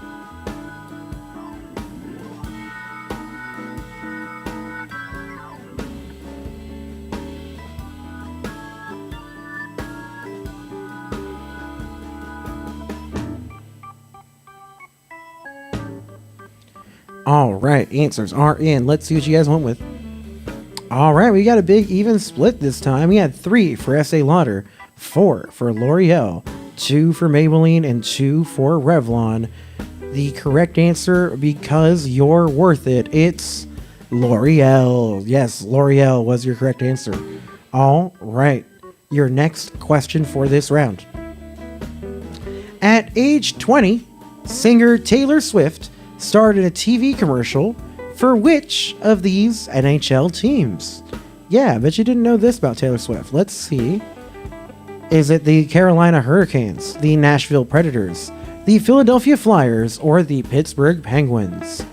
Once again, at age 20, singer Taylor Swift starred in TV commercial for which of these NHL teams? The Carolina Hurricanes, the Nashville Predators, the Philadelphia Flyers, or the Pittsburgh Penguins? Peter's letting us know, and this is the round where he loses first place. Maybe, my friend, maybe, you never know. You might be able to get there with some good guesses. But if you're struggling the first couple questions, they might get a little harder. So we'll see how it goes. All right, question number 3. Let's go over those answers. All right, we had a good split again this time. We had 2 for the Hurricanes. We had 6 for the Predators. We had 1 for the Flyers and 2 for the Penguins. I believe Miss Taylor Swift is from Nashville, Tennessee, or at least from Tennessee. Your correct answer is the Nashville Predators. Yes, the Predators was your correct answer. All right, y'all. Question number 4. Between 2012 and 2016, which of these singers was not a celebrity face for CoverGirl Cosmetics? So actually, this time you're going to pick the person who was not a cosmetics CoverGirl brand ambassador, or a CoverGirl Cosmetics brand ambassador. Was it Janelle Monáe, Katy Perry, Mariah Carey, or Pink? Once again, between 2012 and 2016, which of these singers was not a celebrity face for CoverGirl Cosmetics? Janelle Monáe, Katy Perry, Mariah Carey, or Pink? You tell me. You've got 10 seconds left. Boris Yeltsin.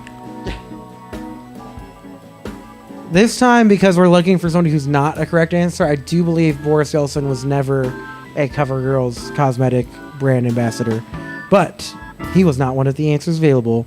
All right, let's see what you guys went with. All right, another good split. This is a challenging round. We had 3 for Janelle Monáe, 4 for Katy Perry, 2 for Mariah Carey, and 2 for Pink.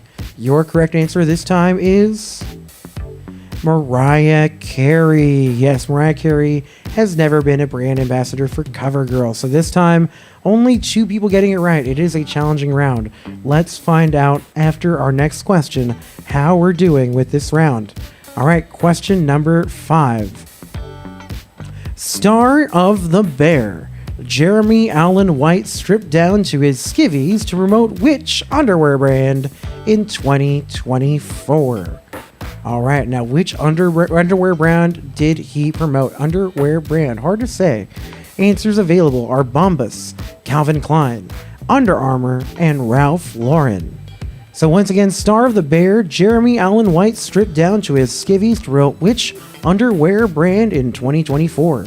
Was it Bombas, Calvin Klein, Under Armour, or Ralph Lauren? Fruit of the Loom. 10 more seconds.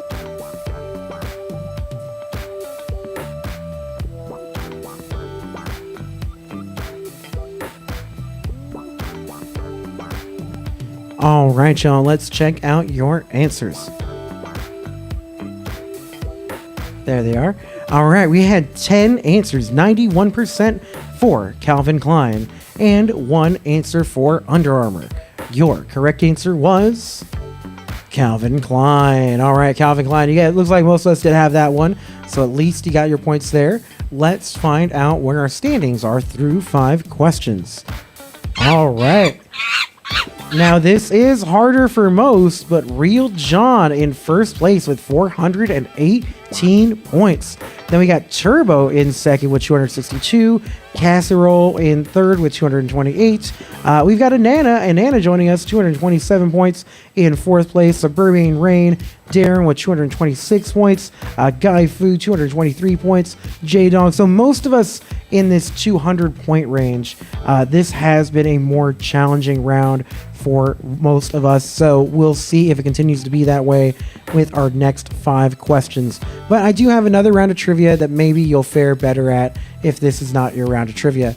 All right, y'all. Let's get into question number 6. Question number 6 goes like this. Oh, this question is for you, by the way, Ricardo. Mm-hmm. Yeah. What shapewear and clothing brand did media personality Kim Kardashian start in 2019? Answers available are Fenty, Skims, Honey Love, and Thigh Society. All of them. I could not get through that last name without laughing. Once again, what shapewear and clothing brand did media personality Kim Kardashian start in 2019? Is it Fenty, Skims, Honey Love, or Thigh Society? What? That could also be like a group of chicken farmers. That is a fantastic observation. There it is. There we go. Yeah, that's a fantastic observation. A group of chicken farmers. I agree. A Thigh Society. That's pretty fantastic. Yeah, we had a badumps in the chat from Jeff. All right, y'all. Let's see what you got cooking up for this one. Answers that you went with. We had 1 for Fenty. We had 8 for Skims, 1 for Honey Love, and 1 for Thigh Society. Your correct answer was Skims. Yeah, Skims was that Kim Kardashian brand. And spit on that name. I didn't know you had that one. Yeah. But yeah, Fenty, I don't know anything about the other two. I want to know more about Thigh Society because that's just a great name. Fenty is Rihanna's brand. All right, so let's get into it. Let's get into our next question. Question number 7. Hey, I had a question about Timothy Chalamet earlier. He's also been a brand ambassador. In 2023, which luxury fashion house paid actor Timothy Chalamet a reported $35 million to promote its new fragrance? Was that Chanel, Dior, Giorgio Armani, or Gucci? Once again, in 2023, which luxury fashion house paid actor Timothy Chalamet a reported $35 million to promote its new fragrance? Chanel, Dior, Giorgio Armani, or Gucci?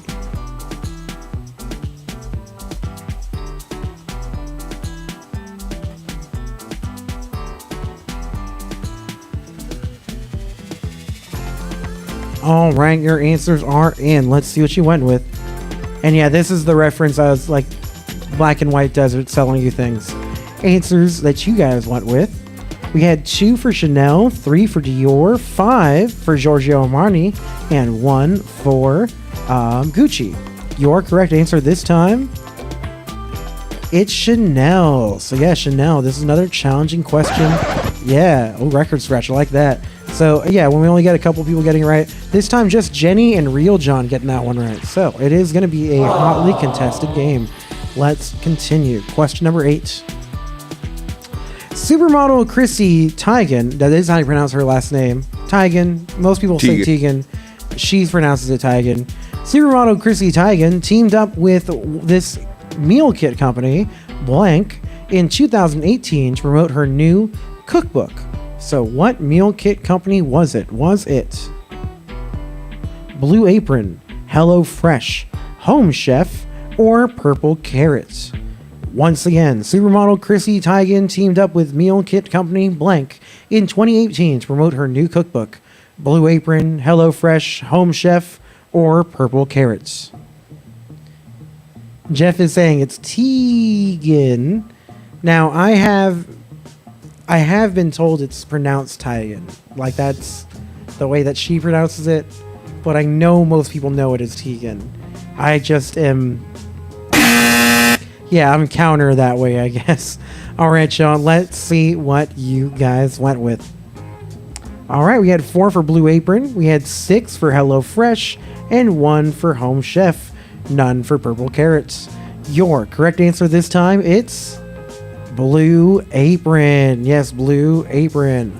Oh, you've worked with John and Christy. I like I said. Okay, then I guess I'm just totally wrong. All right, y'all. So let's get into it with our next question. Question number 9. Now, which of these artists collaborated with McDonald's on a signature meal deal in 2020? Yes, which artist was it? Was it Drake, Jay-Z, Kanye West, or Travis Scott? Once again, which of these artists collaborated with McDonald's on a signature meal deal in 2020? Drake, Jay-Z, Kanye West, or Travis Scott?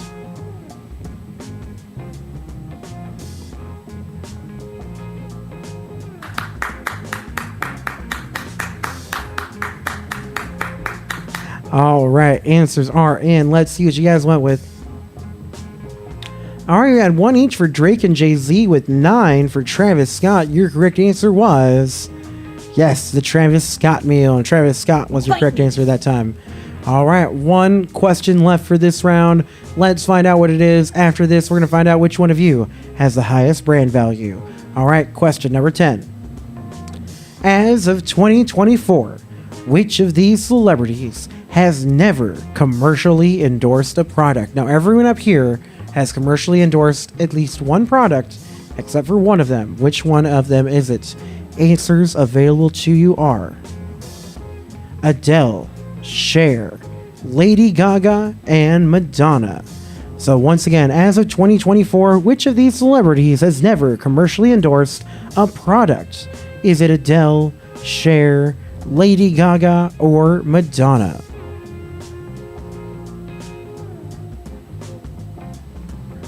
Shakira. She was an answer earlier, but she was not the correct answer. So Jeff's pulling up here on his desktop a filming that looks like he did of Chrissy Teigen. I could be just totally wrong on this then. So I think he's trying to say that he thinks he knows. Yeah, no, I'm wrong. I'm wrong. I'll admit it. It happens. All right, y'all. Answers that you guys went with. Let's see what you guys went with. We've got Adele with 5 answers, 4 for Cher, 9 for Sorry, 1 for Lady Gaga, 9%, and 1 for Madonna. Your correct answer this time was Adele. Yes, Adele has never commercially endorsed a product. All right, so let's find out who amongst you did the best that round and is our player with the highest brand value. All right, now starting off in 3rd place, our 3rd place winner is Turbo. Way to go, Turbo. Yeah. In Turbo getting 3rd place with 478 points. Darren in 2nd, 578 points for Suburban Rain. In 1st place, it's Real John. Way to go, Real John. 711 points for you. We had Nana Adriana joining us that round. 417 for Media Killers. Ricardo in the booth. We had Jenny and J-Dog rounding it out in the 6th and 7th place. Guy Fu in 8th. 9th for Wally Pinkerton. Casserole rounding up for 10. And so that was a challenge round. Painter did paint himself into saying that was not going to be his round. And man, it was a tougher one. So we're going to see how things are after our next round. Now, this next round, I feel good. I feel you're going to have some of your points back there, Painter. But those are our standings. Real John now with 2 wins as well. So Painter and Real John, it might be a contest between the two of them. But maybe, I know Guy Fu, he's right there in the mix too. He might be able to get a bunch of points this round and get into 1st place for Trivia Traveler. All right, so we got one more round of trivia. Without further ado, let's get it started because we're going to get our countdown timer going. This next round of trivia, well, this mythology is all Greek to me because I have a whole round of trivia dedicated to Greek mythology coming your way. Yes, Greek mythology kicking off in just a second, and I'm going to start that countdown timer in just a moment. Don't forget, if you haven't already, do be sure to like us, follow us, subscribe. Make sure you're checking us out when you get a chance and sharing us if you can. That is tremendous. That helps us out so much. We're going to take a little break between rounds. I'll be back in a second to talk some Greek mythology with you. And if you haven't already, do those things for us. If you have, go ahead and get yourself your last drink of the night or your last drink of Trivia Tavern because we're kicking it off. Yeah, we're kicking it off in 6.5 minutes. I'll be back in a couple minutes to tell you more about this round. Oh my God! Wow!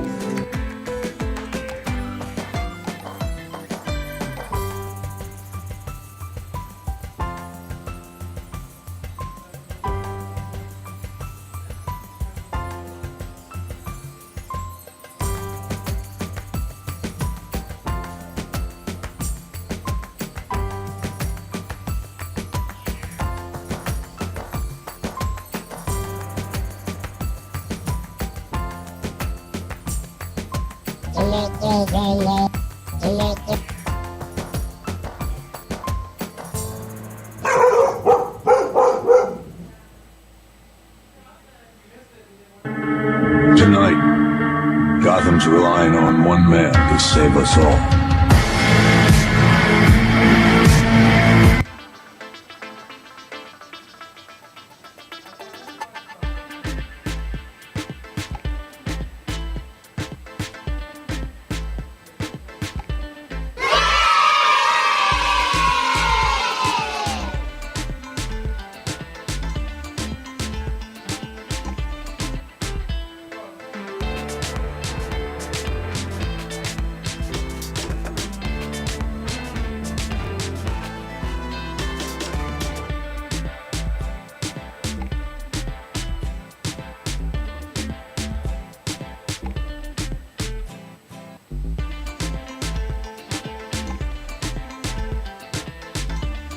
Why so serious? All right, y'all, I'm back. Now we're getting ready for next round of trivia. Want to shout out, thank you, Jeff, again. He did get us going. He took care of it. Made sure tonight's up and running. Yeah, he's thanking us in the chat. I want to thank Danny and Ricardo for handling things while he's off. But we want to thank Jeff for still taking care of us even while he's away. He's dropping off, his boy, their kid, Cassie and Jeff are dropping off their kid at Cal Poly. He's starting college. And so we want to shout out Delroy. Congratulations for, starting this next part of your journey, man. Way to go. That's awesome. We're all very proud of you. That's awesome, bud. So yeah, we're kicking off a whole round of trivia in 4 minutes. Now this next round of trivia will be our last, and this next round of trivia is all about Greek mythology. If you like mythology, this is specifically Greek mythology. So we got all kinds of questions coming your way. 5 multiple choice questions for most of them. 4 answers available, not 5. 4 answers available for you. The faster you get those answers in, the more points we get, and the most points at the end of the round, you're going to win something. For this round, we changed it up from round to round. For this round, the most points at the end of the round, you're going to win Icarus's old wings. We found them, we have them, and we've been keeping them under the studio license. You know what? You're not going to want those anymore. They're no good. They're busted. But anyways, they have them. I have them if you want them. I got Icarus's old wings around. You're not going to want them, but you might. But yeah, Del Rey, go Mustangs. All right, y'all. So a whole round of trivia coming your way in 3 minutes. A whole round of trivia dedicated to Greek mythology. Ricardo, are you a fan of Greek mythology or mythology in general? But Ricardo's having fun with the drops. We're figuring. I like Greek. I definitely am a fan of more of just like the connection. Like I've read a lot of books that connect or that draw like the differences between like the Sumerian. You know what I'm talking about? Oh yeah, because there's a lot of them are like repurposed through different cultures, right? Where it's kind of like how the patterns made it through all the different civilizations. Right, like Gilgamesh is one of the ones that like he was a dick. Well, he was, but he kind of like predates him, and like some of his story kind of shows up in like the Odyssey and stuff like that. Oh, for sure. Right? There was like definitely Sumerian stuff that same style. Definitely. Yeah. So this will be specifically Greek mythology, right? I was like that was always my favorite as a kid.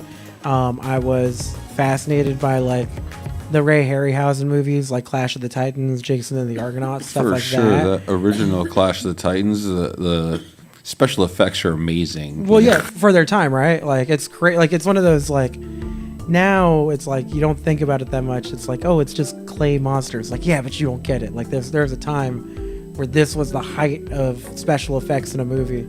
So yeah, big fan of those. That led me to wanting to discover more of the stories of Greek mythology. There's the Disney version. I always like Jason the Argonauts, Clash of the Titans, Hercules.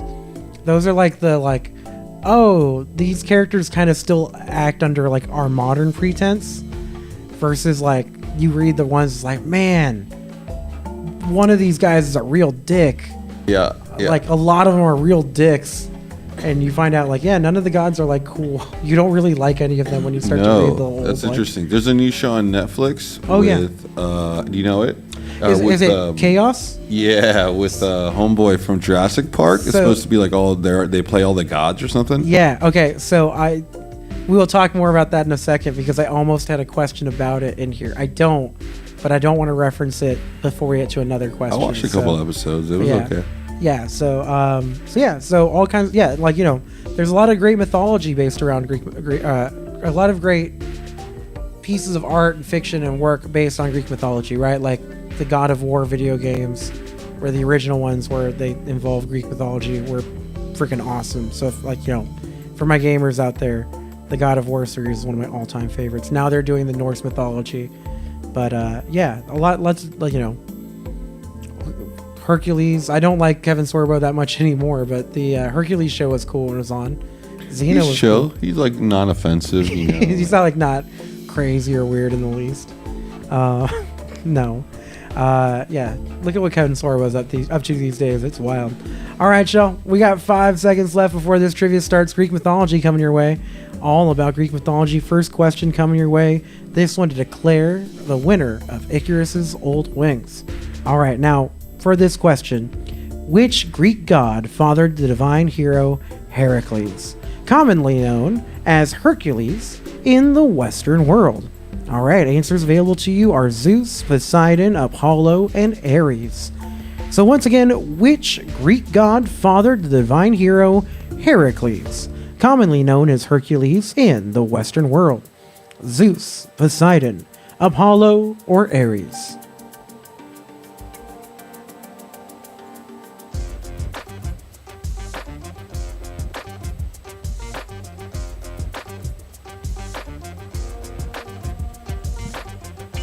It looks like the Padres have tied things up in the bottom of the 8th, so go Padres, go get them. All right, y'all, let's get into the answers for this question. We had 9 answers for Zeus, with 1 for each Apollo and Ares. Your correct answer. Now, this is the granddaddy of the Greek gods. It's Zeus. Yes, Zeus, your correct answer. This is the guy that the more you read about him, the more you find out he's a dick. Just real jerk of a god. In Disney's Hercules, awesome, cool. You want to hang out with him. Everywhere else, he sucks. All right, y'all. Question number 2. What ancient Greek hero slayed the snake-haired monster Medusa? So yes, who murdered or slaughtered Medusa in that story? Answers available are Orpheus, Achilles, Perseus, and Jason. Once again, what ancient Greek hero slayed the snake-haired monster Medusa? Is it Orpheus, Achilles, Perseus, or Jason? Travis Scott. Is he a hero of Greek mythology? He might be. All right, y'all. Let's see the answers you went with. Looks like Jeff is not sure on this one. Let's find out what y'all went with. All right, for this one, we had 36% of the answers for Orpheus, 5 answers, 45% for Perseus, 1 each, 9% for Achilles, and Jason. Your correct answer, he is Perseus. Yes, Perseus was your correct answer on that one. The main character in Clash of the Titans. All right, y'all. Let's continue. Your next question. Who is the Greek god of war and son of the gods Zeus and Hera? So who's the Greek god of war? Answers available are Hephaestus, Demeter, Hermes, and Ares. Once again, who is the Greek god of war and son of the gods Zeus and Hera? Hephaestus, Demeter, Hermes, and Ares. What the fuck, amigo? Vos estás re loco. What the fuck, amigo? Vos estás re loco. I think that's a new soundbite. Kratos is also a good answer. Kratos does take on this god as like his main beef with this god in the original game. Now, answers that you guys went with. We had 3 for Hermes. We had 8 for Ares. Your correct answer, the god of war, is Ares. Yes, Ares is that god of war and villain of the original God of War video game. Kratos does take him down. All right. What Greek goddess of the hunt is the twin sister of the Greek god Apollo? So who is Apollo's twin? Answers available are Artemis, Hestia, Athena, and Aphrodite. Once again, what Greek goddess of the hunt is the twin sister of the Greek god Apollo? Is it Artemis, Hestia, Athena, or Aphrodite?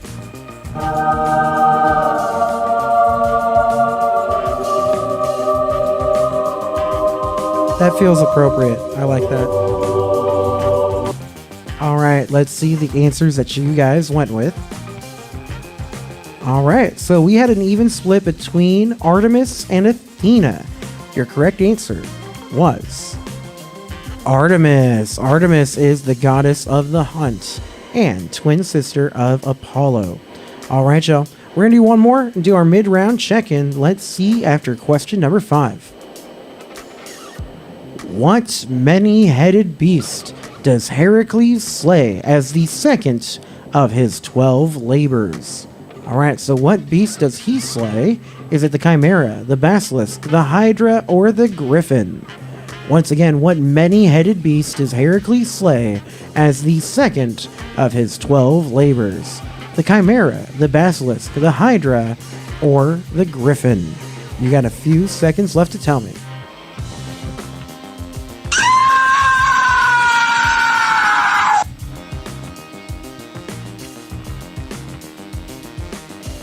All right, answers are in. Let's see what you guys went with. All right, we had 2 for Chimera, 7 for Hydra, 2 for Griffin. Your correct answer this time, it's the Hydra. Hail Hydra. Yes, sever one head, another or 2 more will grow in its place. All right, so let's find out how you guys are doing through 5 questions of Greek mythology trivia. All right, so we do have the bounce back for Brian. Urinal number 1, 458 points in first place. In second this time, it's Guy Fu. He is getting those points, 436. We have Real John in third with 381 points. Wally Pinkerton, Jim, in fourth place, 354 points. So father and son right behind each other. We got Media Killers right there in fifth place, 344 points, 338 points for Turbo, J-Dog, Suburban Rain, Casserole, Anana, and Jenny rounding us out for this round. All right, y'all, we have our last 5 questions of tonight's game of Trivia Tavern, and we're kicking it off with question 6. This one goes like this. Which of these Hollywood legends portrays Zeus in the beloved 1981 fantasy film Clash of the Titans? Yes, who plays Zeus in Clash of the Titans? Is it Orson Welles, Laurence Olivier, John Wayne, or Gregory Peck? Now, you did see them a little bit in that clip. Once again, which of these Hollywood legends portrays Zeus in the beloved 1981 fantasy film Clash of the Titans? Orson Welles, Laurence Olivier, John Wayne, or Gregory Peck? Wally in the chat saying, it's all Greek to me. I'll go sit in the corner now. Yeah, no, I made that joke too. Put that joke in the title because it's a very easy one to make. All right, y'all. Let's see what you guys came up with. All right, so we had 1 for Orson Welles, 7 for Laurence Olivier, 1 for John Wayne, and 2 for Gregory Peck.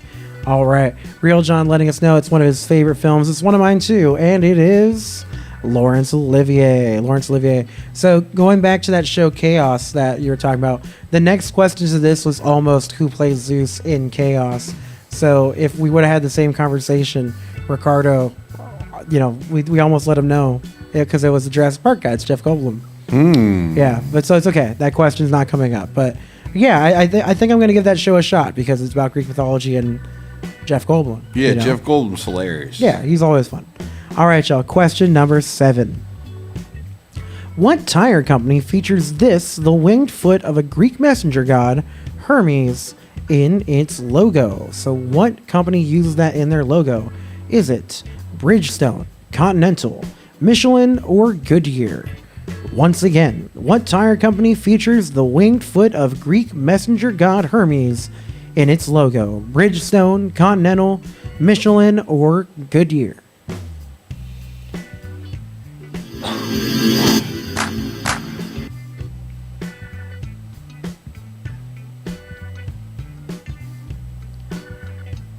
All right, answers are in. Let's see our answers submitted. All right, we had 1 for Michelin, but 10 for Goodyear. Your correct answer was, it is a Goodyear. Goodyear indeed. All right, we got a few questions left for this round. Question number 8. Now, which one of these mythological creatures is the offspring of Poseidon and the Gorgon Medusa? Yeah, did you know that the god Poseidon and Medusa got it on? And one of these is their offspring. Can you tell me which one it is? Is it a centaur, a pegasus, minotaur, or manticore? Once again, which of these mythological creatures is the offspring of the god Poseidon and the Gorgon Medusa? Is that centaur, pegasus, minotaur, or manticore? All right, you tell me. You got a few seconds left.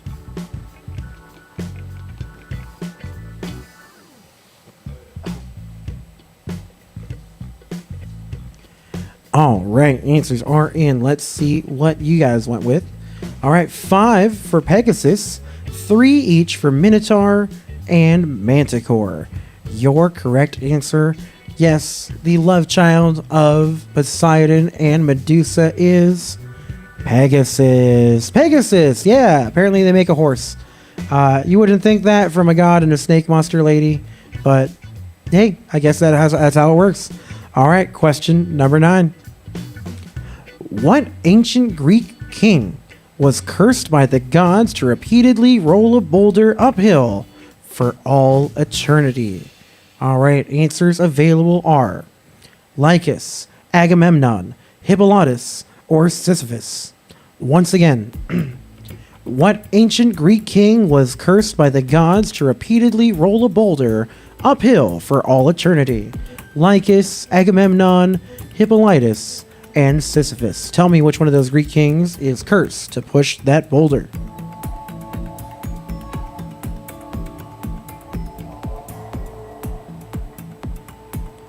All right, your answers are in. Let's find out.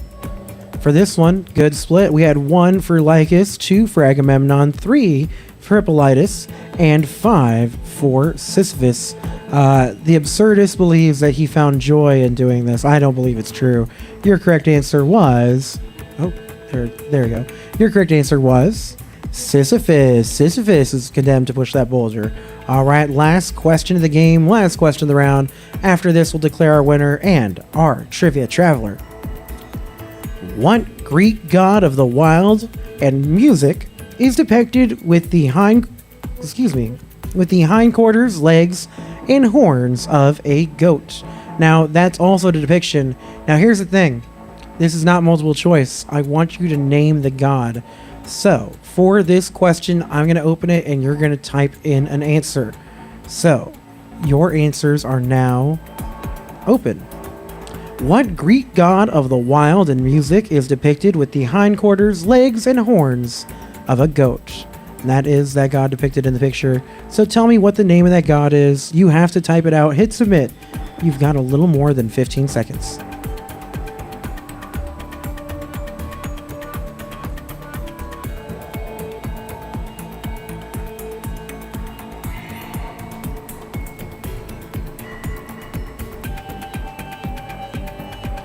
All right, let's see what you guys thought it might be. Let's see our submitted answers. All right, for this one, we had Centaur, Faust, Pan, Umber, Mr. Tumnus, which if you've seen The Lion, the Witch, and the Wardrobe, yes, he is a satyr, which is a type of creature, but that is a great answer. And Dick Cheney, great answer. Your correct answer, the flutes he's playing are also known as pan flutes. That is Pan. Yes, Pan, the Greek god of the wild and music. All right, y'all. Now we got those answers in. Let's see our standings after 10 questions about Greek mythology. We're going to declare our top 3. Our first place winner wins those old Icarus wings. Yeah, the guy does look like he likes Turkish Delight. All right, in third place, we got Brian, the Urinal, number 1. In second, it's Guy Fu, 812 points. And in first place, who could it be? It's Real John, 828 points. So, I think it's going to be a really close for Trivia Traveler between Urinal and Real John. Maybe Guy Fu snuck in there. We'll see the way the points add up. because I know it was a tougher round. So let's go. We'll see how this goes. Yes, we see Go See Cow in the chat. Now, really quick, let's see. Yeah, Wally Pinkerton did bring it up in 4th place with 614 points. Churbo in 5th. Suburban Rain Darren, 438 points. Casserole, 398. And rounding us out for the rest of our group here. So way to go. Way to get those points. I hope you guys enjoyed the Trivia Tavern as we finished 5 rounds of trivia, because now it's time to declare our winner for the night. So these are our top 3. Our first place winner will be our Trivia Traveler for this evening. In 3rd place, we have Brian. So yes, that round was tough for you. 2,827 points. 3rd place, Guy Fu, able to make it into 2nd place. 2,829 points. It might be a really close one. Real John with 3,249 points. Way to go, Real John. Once again, a Trivia Traveler with 3,249 points. It was really close for 2nd place between Guy Fu and Brian, both with 2,800 plus points. Yeah, actually a difference of 2 points separating 2nd and 3rd place that time. Jeff, once again, in 4th place. That is his favorite spot to be. And then rounding us out there with the rest of our points there in our standings. So way to go. Yeah, way to go, Guy Fu. Way to get 2nd place. I know you had to shake the rest off. It was a slower start for you, but you definitely kept adding up points. That was a key for Guy Fu's total points, was stacking them up across different categories, right? If there was not, even if you had a bad round, he was still getting a decent amount of points there. So yeah, way to go. Way to go to everyone who played. Way to go, Real John, 1st place, our Trivia Traveler. Brian, great showing. That 4th round was brutal for you, my friend. But you know, what can I say? You never know what categories you're going to get here at the Trivia Tavern. And yeah, we just had a good time. So I hope you guys had a good time playing with me. As always, I have a great time doing with you. Thank you guys for enjoying it tonight with us. We had also a special shout out. Thank you once again to Ricardo in the booth tonight, taking care of us on all the switches, all the boards. Thank you, Danny. Oh, well, thank you, man. Yeah, I love doing it. I always have a good time doing that. Yeah, Guy Fu, good game, y'all. Good game to everybody who played. I love doing this. I'm so glad you guys join us on your Tuesday nights. We're going to have another one next week, and then we'll be dark the first Tuesday of October. But yeah, so come back for more Trivia Tavern next Tuesday. We'll have all kinds of fun trivia in store for you that day. So you're going to be dark? Does that mean we're going to have questions about dark chocolate? Ooh, yeah, we didn't have any dark chocolate questions. That's what we missed out in our chocolate round. So we're definitely going to have another chocolate round, I think, at some point. Maybe just about dark chocolate. We'll see. We'll see what we have. All right, y'all, that's it. Thank you guys for playing. And as always, you guys know I always like to leave you with the always wise thing to know. It's always good to remember that Wondle plus Wondle equals Toodles. Until next time.